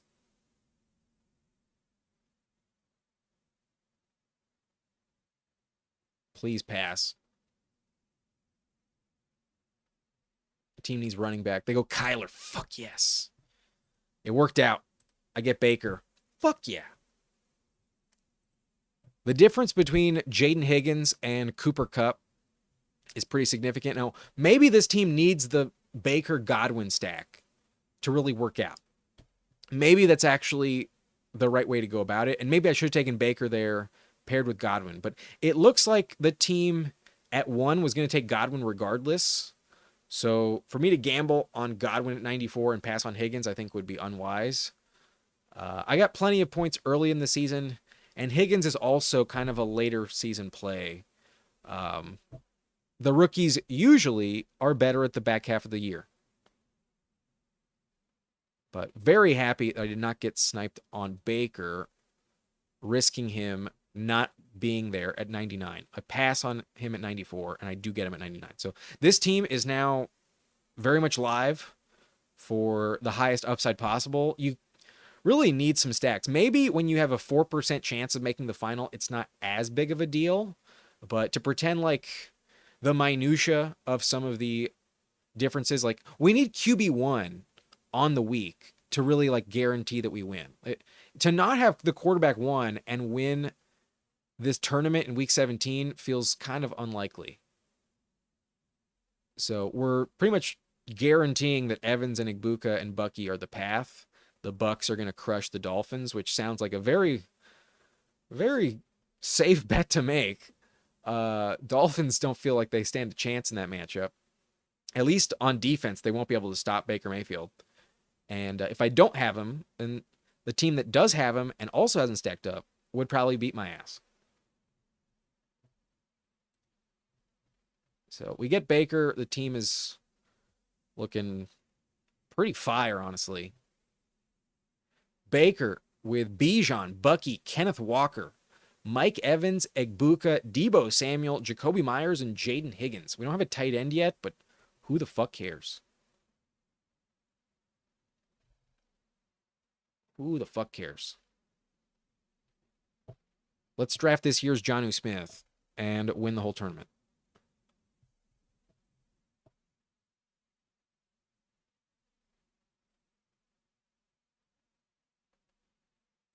Jamie says, Who Hame's fire? Who Hame's coming in with some good takes.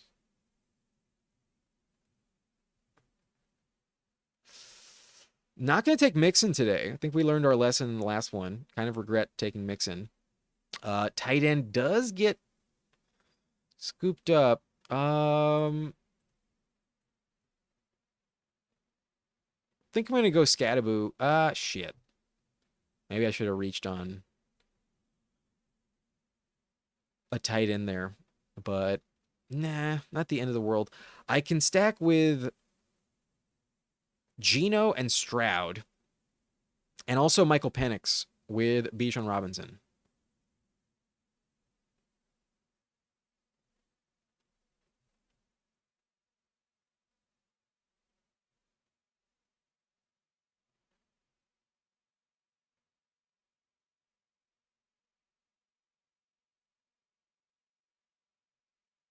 Not going to take B-Rob. Not really sure why I queued him up.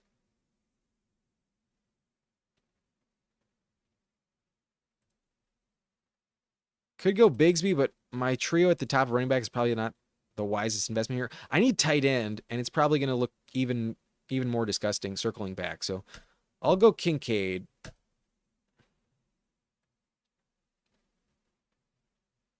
That last round, not really sure what I really should have done. The Scattaboo pick could be great. Not the most needed selection given who I have with Bijan, Bucky, and Kenneth Walker. But we have mentioned earlier on the Week 17 matchup for Scattaboo against the Raiders should be valuable. If he can be the guy, that's going to help you win some money. Most likely.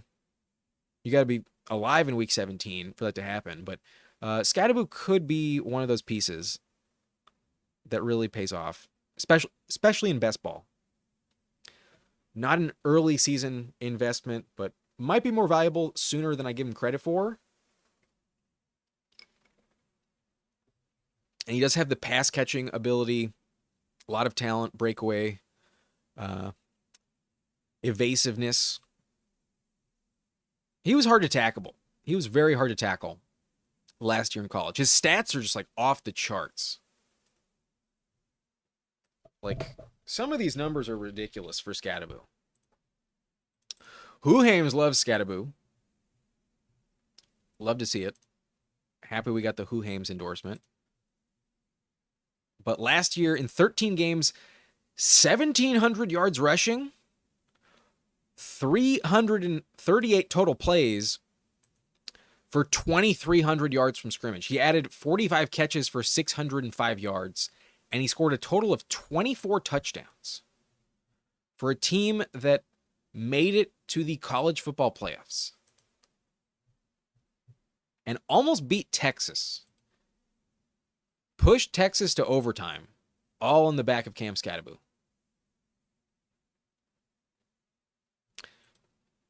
Jamie, not sure it translates, but I'm willing to be a believer. And based on who else I have, I'm not like super committed to him. But on our previous team, we did not get the Stroud selection. We're not as heavily invested in Houston, but we did kind of miss not having Stroud on a previous team when we needed the stack. And I do have Jaden Higgins, so it's definitely warranted. If I had Nico Collins, it would be even more of a wise decision. And I may regret passing on Ray Davis, but I take him like crazy, and I'm not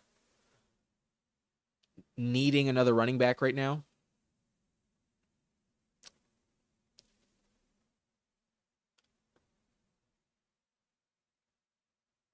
Based on who I have, I can tolerate some risk at running back.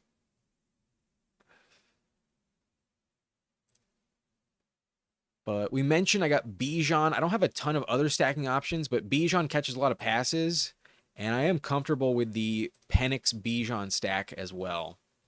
Not the like most coveted option, but definitely a relevant one. And given Stroud, I think does not have like a floor at all. It's really just upside with him. I think I need a third quarterback. And Penix is kind of just basically has the same argument as Stroud. They're not going to run the ball, but they could also throw for like 400 yards and 4 touchdowns in a given matchup. And betting on that randomly is not the worst investment, but on the season, there's probably going to be more disappointments with like no floor at all. But we already have Baker. We're already pretty much relying on Baker in the first place. So the spike week potential of both guys is, I think, a fair price at this range. 142, 147, the 12-13 turn. And I have plenty of teams with Geno Smith already. So let's mix it up. Let's go Stroud and Penix. Much higher upside than Geno. And I did update my rankings. I got both Penix and Stroud now ranked above Geno.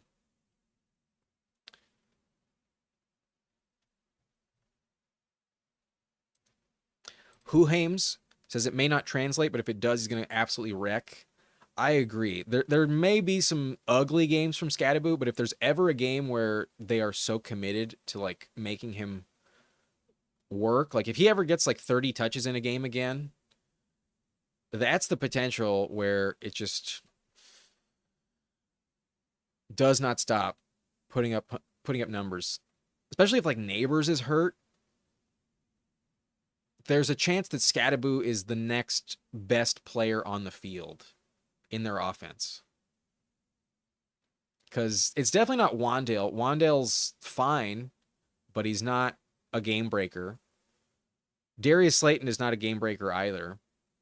And now we're talking about Tyrone Tracy, who's probably like more consistent, but in week 1, the veteran, at least like the year 2 guy, is going to know how to pass protect more. And also, Scadaboo suffered an injury in the preseason, so he's definitely behind in terms of like practice time. But over the course of the year, as injuries pile up, he may be the guy with the freshest legs as well. And his upside is very enticing.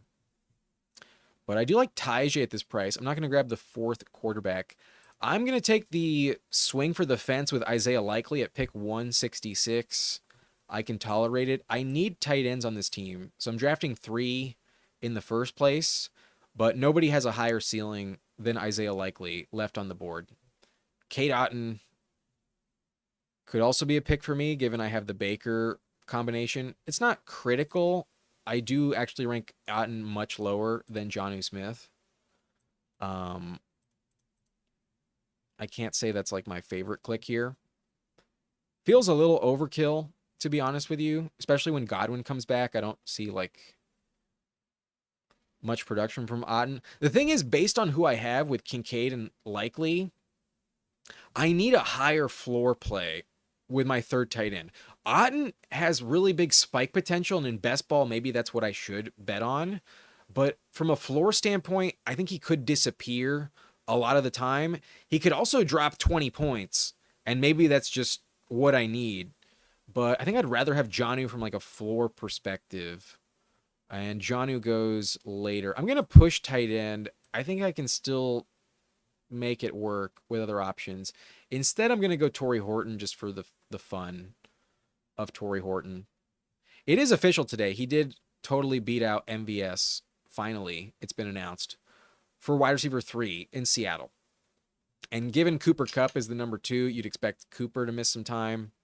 Once that happens, Kupp may not get the job back from Torrey Horton. Also, Horton plays a different position than Kupp. Like, Kupp is definitely going to be in the slot a bit more. Kupp can do everything, but Horton is not going to line up running the same routes as Cooper Kupp very often. They have different skill sets. But Ayamanor also a very fine selection here. But when it comes to my roster, I got 5 receivers, but definitely need at least 7. I feel like 8 is not the worst decision. But with Kincaid and Likely, I need 1 more tight end. And then I have 4 running backs. Scadaboo is the 4th. If it was Charbonnet, I mentioned earlier, I'd consider stopping at 4. But it's not Charbonnet. And therefore, I will need a 5th running back on this team. Huham saying MVS got cut today. Oh wow, I missed that. I saw the positive report on Horton. I've completely neglected MVS from my attention span pretty much all summer. So bummer for MVS. I wonder where he will go. Maybe nowhere. Maybe back to the Saints. Maybe back to the Shadow Realm, where he kind of belongs. Maybe not that big of a punishment for MVS, but not someone I really want to trust and start in fantasy. It doesn't feel like a smart call. Last year, though, he did have some relevant games for like a month. There was a time after Cooks and Shaheed got hurt when MVS actually like was... I remember there was a time when there was a 4-week stretch where he was just as good as A.J. Brown. They were both like top 25 receivers. A.J. Brown was having a rough stretch of games, and MVS was like on fire for a little bit.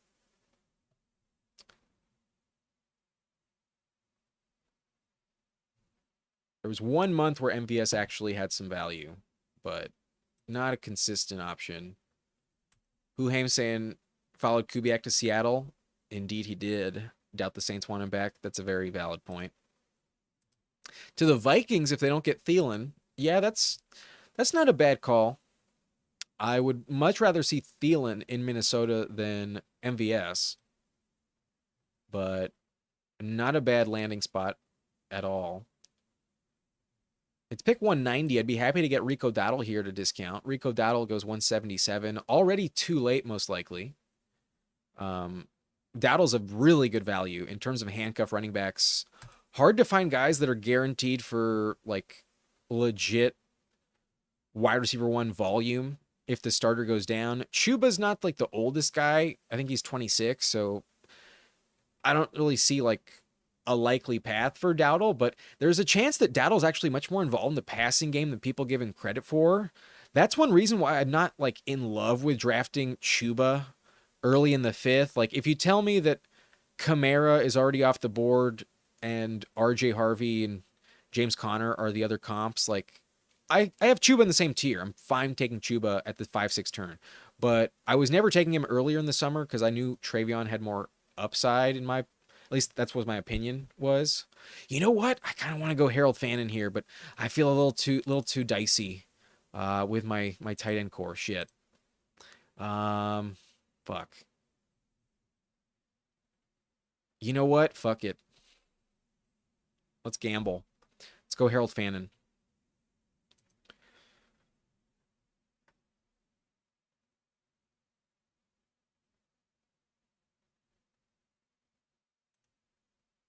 Might have been a really bad pick, given I have Kincaid, who has like no floor, honestly. At least last year he didn't. Likely can pop off 30 points, but can also give me 3 points every other week. Fannin, though, true wild card. We'll see what happens. This tight end core is very risky.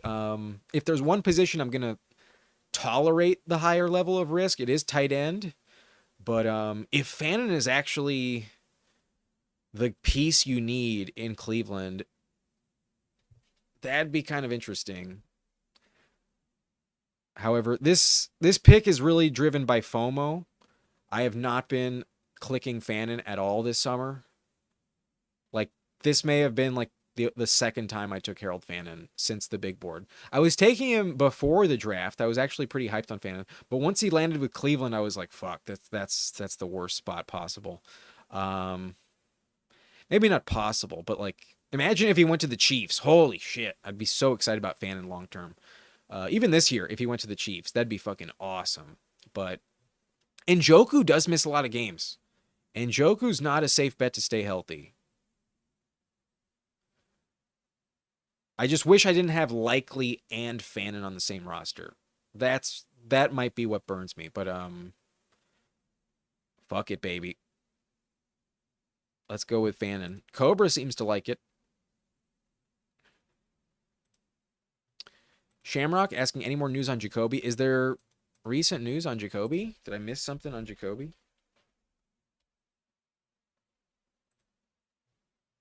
Request to trade yesterday. Oh, shit. That's wild. I didn't see that at all.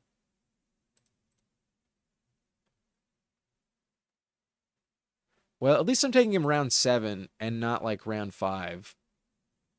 There is quite a bit of risk in general in the 7th round at receiver. Like, Jennings might start the year on IR. He didn't get the contract yet. Addison is suspended for 3 games. Jaden Reed's been in a walking boot all summer. Keon is a huge dice roll. And then Shakir and Downs were also injured in the offseason.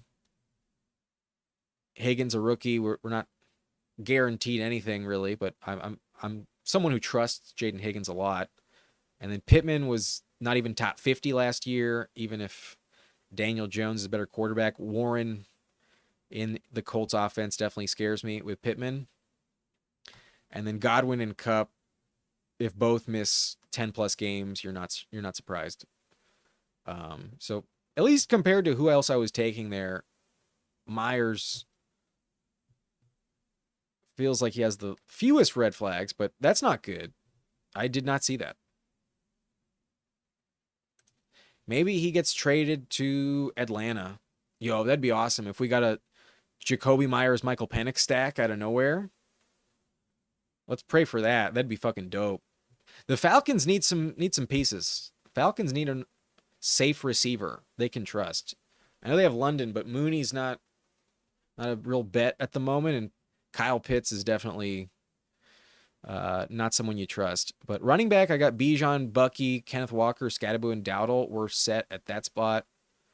Receiver, I got Mike Evans, Igbuka, Debo. I am on the clock. I definitely need receiver. I could go McMillan, but nah. I think I'll pass.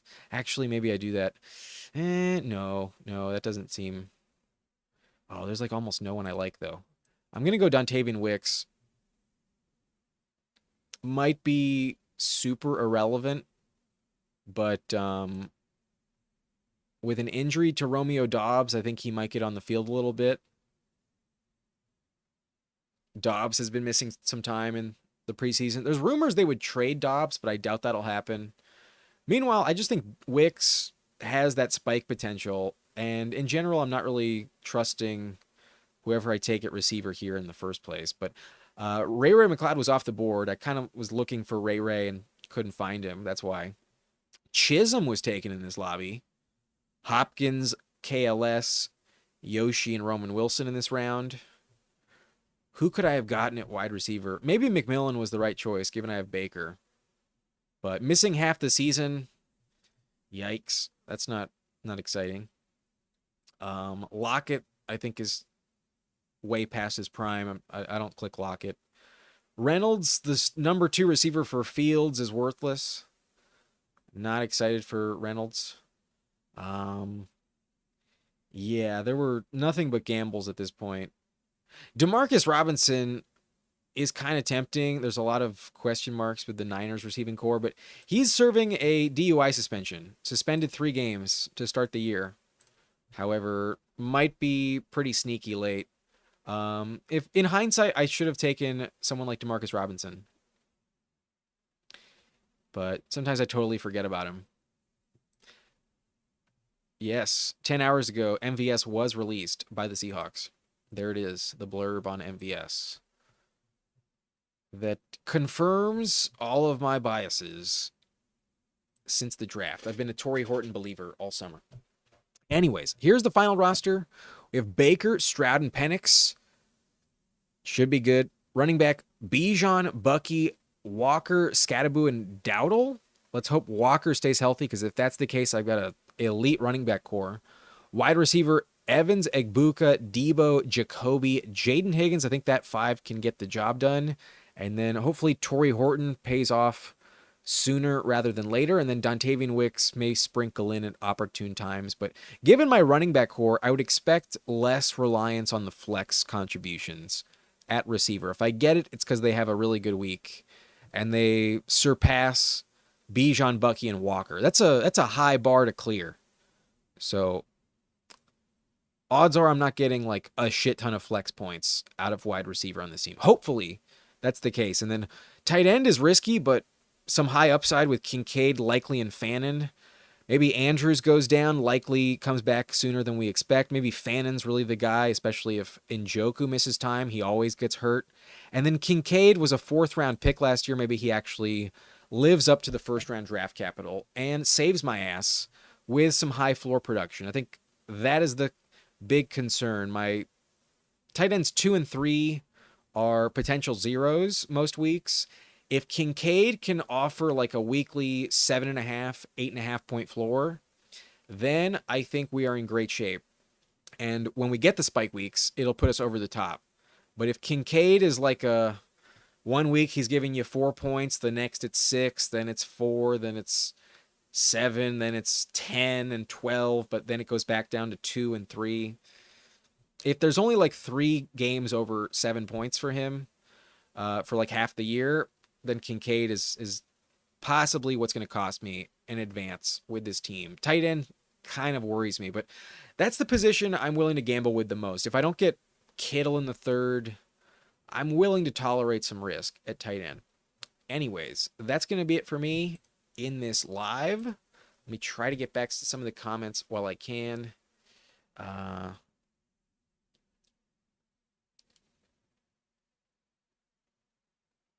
Michael Kenji hyping up Jake Bobo. Can't forget about Mr. Bobo. Armin says Fannin may line up in the slot because they love him so much. I hope so. This team, that's what they need. But my Cedric Tillman shares might be upset if Fannin is actually legit. Tons of chatter. It's Jacoby to New England. Ooh, that would be very interesting. That would kind of suck for everyone in New England. News is Raiders said no. Trade Nico and JSN for CD. I don't think so. Nah, I feel like that's giving up too much. I wouldn't do that. I would hold on to Nico and JSN. Shamrock saying multiple teams called Raiders and asked them to take on his salary. They said no. Interesting. What do I think about Oronde Gadsden? Probably mid-season breakout at best, but he's my favorite sleeper this year. Yeah, I don't really know what to make of the Chargers tight end core. Like, I'm in the camp that it's Conklin, but it's completely up for grabs. In the preseason, Will Dissly looked okay, but that's the preseason. I don't give a shit about Dissly, honestly. I think it's Conklin in the Chargers offense, but if it is Gadsden, That wouldn't be a big shocker. I think it's totally up for grabs. Who is the Chargers tight end one?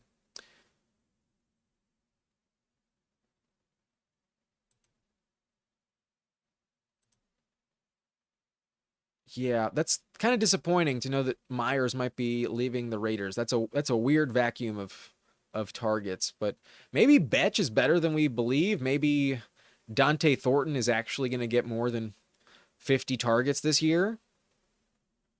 That's really interesting. I'm glad I have a lot of Dante Thornton now. But even with Jacoby staying, I'm glad I have a lot of Dante Thornton. Um, Saying that Lockett is like family to Cam Ward, that's something I did not know. But I feel like Lockett is more of a locker room acquisition than like a clear weekly contributor. Michael also saying latest news is they aren't looking to trade Jacoby. Amari's just there to help. Did they sign Amari? What happened with Amari? I've been editing a lot today. I gotta. Oh, he did sign with the Raiders. Oh shit. Fuck. Signed yesterday. Now I understand. I was like, why the fuck is Jacoby upset with the Raiders? Oh, damn. Amari Cooper in Las Vegas. That's good for them. That's really cool. Amari Cooper coming back to his original team. That's dope, actually. I love that for Amari. Not great for Jacoby Myers, though. Shamrock, if I have the 102 in redraft, do you think taking Travion in the third is too much of a reach?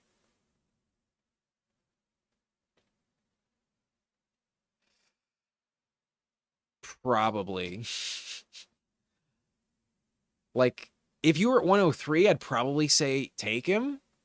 But at 102, Bijan's. I mean, either Bijan or Jamar Chase is going to be on the board there. So, yeah, I think at 102, you can't afford to do it. Sadly, he's going to get scooped up immediately after at 103. I think I'd still go Bijan there. Dominic just pulled off a blockbuster deal. I got Chase Brown, Olave, and Judy. I gave up James Conner, Tet McMillan, and Keenan Allen. I mean, to have Chase Brown fire, can you guarantee Judy is better than Keenan this year? I don't think you can, bro. Judy scares the shit out of me. And so does Olave. Losing Tet is not the end of the world. The hamstring injury is kind of relevant, but if Thielen does get traded, then Tet is like such money in the bank. Chase Brown is definitely the best player. In that regard, you win the trade at the end of the day. I'm not an Olave believer. I'm not a Judy believer, but straight up on paper, yes, you won the trade. Good job. Cobra, Jacoby said that before Amari, okay. They probably, I feel like they might have known in the building if Amari Cooper was going to come in. Like, at some point, Cooper was probably going to sign, but he might be washed. Cooper might be so irrelevant. I don't want to overreact to Amari Cooper there. If I have Geno, maybe I'll stack up Cooper. But if not, I probably won't give a shit. I meant in the third round taking Travion because he falls to the other side of the board. You know, if that's who you want, if Hampton's off the board, I would take Travion above Kenneth Walker. I do think he's a third round pick. So if that's who you want, I don't hate it. It feels a little steep. There's probably a better pick. Like, I think I'd still rather have T. Higgins and Mike Evans over Travion. I'd probably rather have George Kittle and Trey McBride above Travion. But the difference is not that crazy. And while it's maybe too steep of a price, I probably wouldn't do it. I'd probably go like Josh Allen, Lamar Jackson above Travion as well. I probably wouldn't do that in the third round at the 103. So that's pick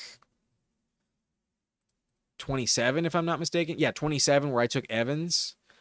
A little too high for my liking on Travion. I'd rather go Lamar. I'd rather go Evans. I'd rather go Josh Allen, Kittle, and McBride. But if Hampton's off the board, Travion is fair game. So if that's what you want to do, go ahead. I don't know if that's what I would do.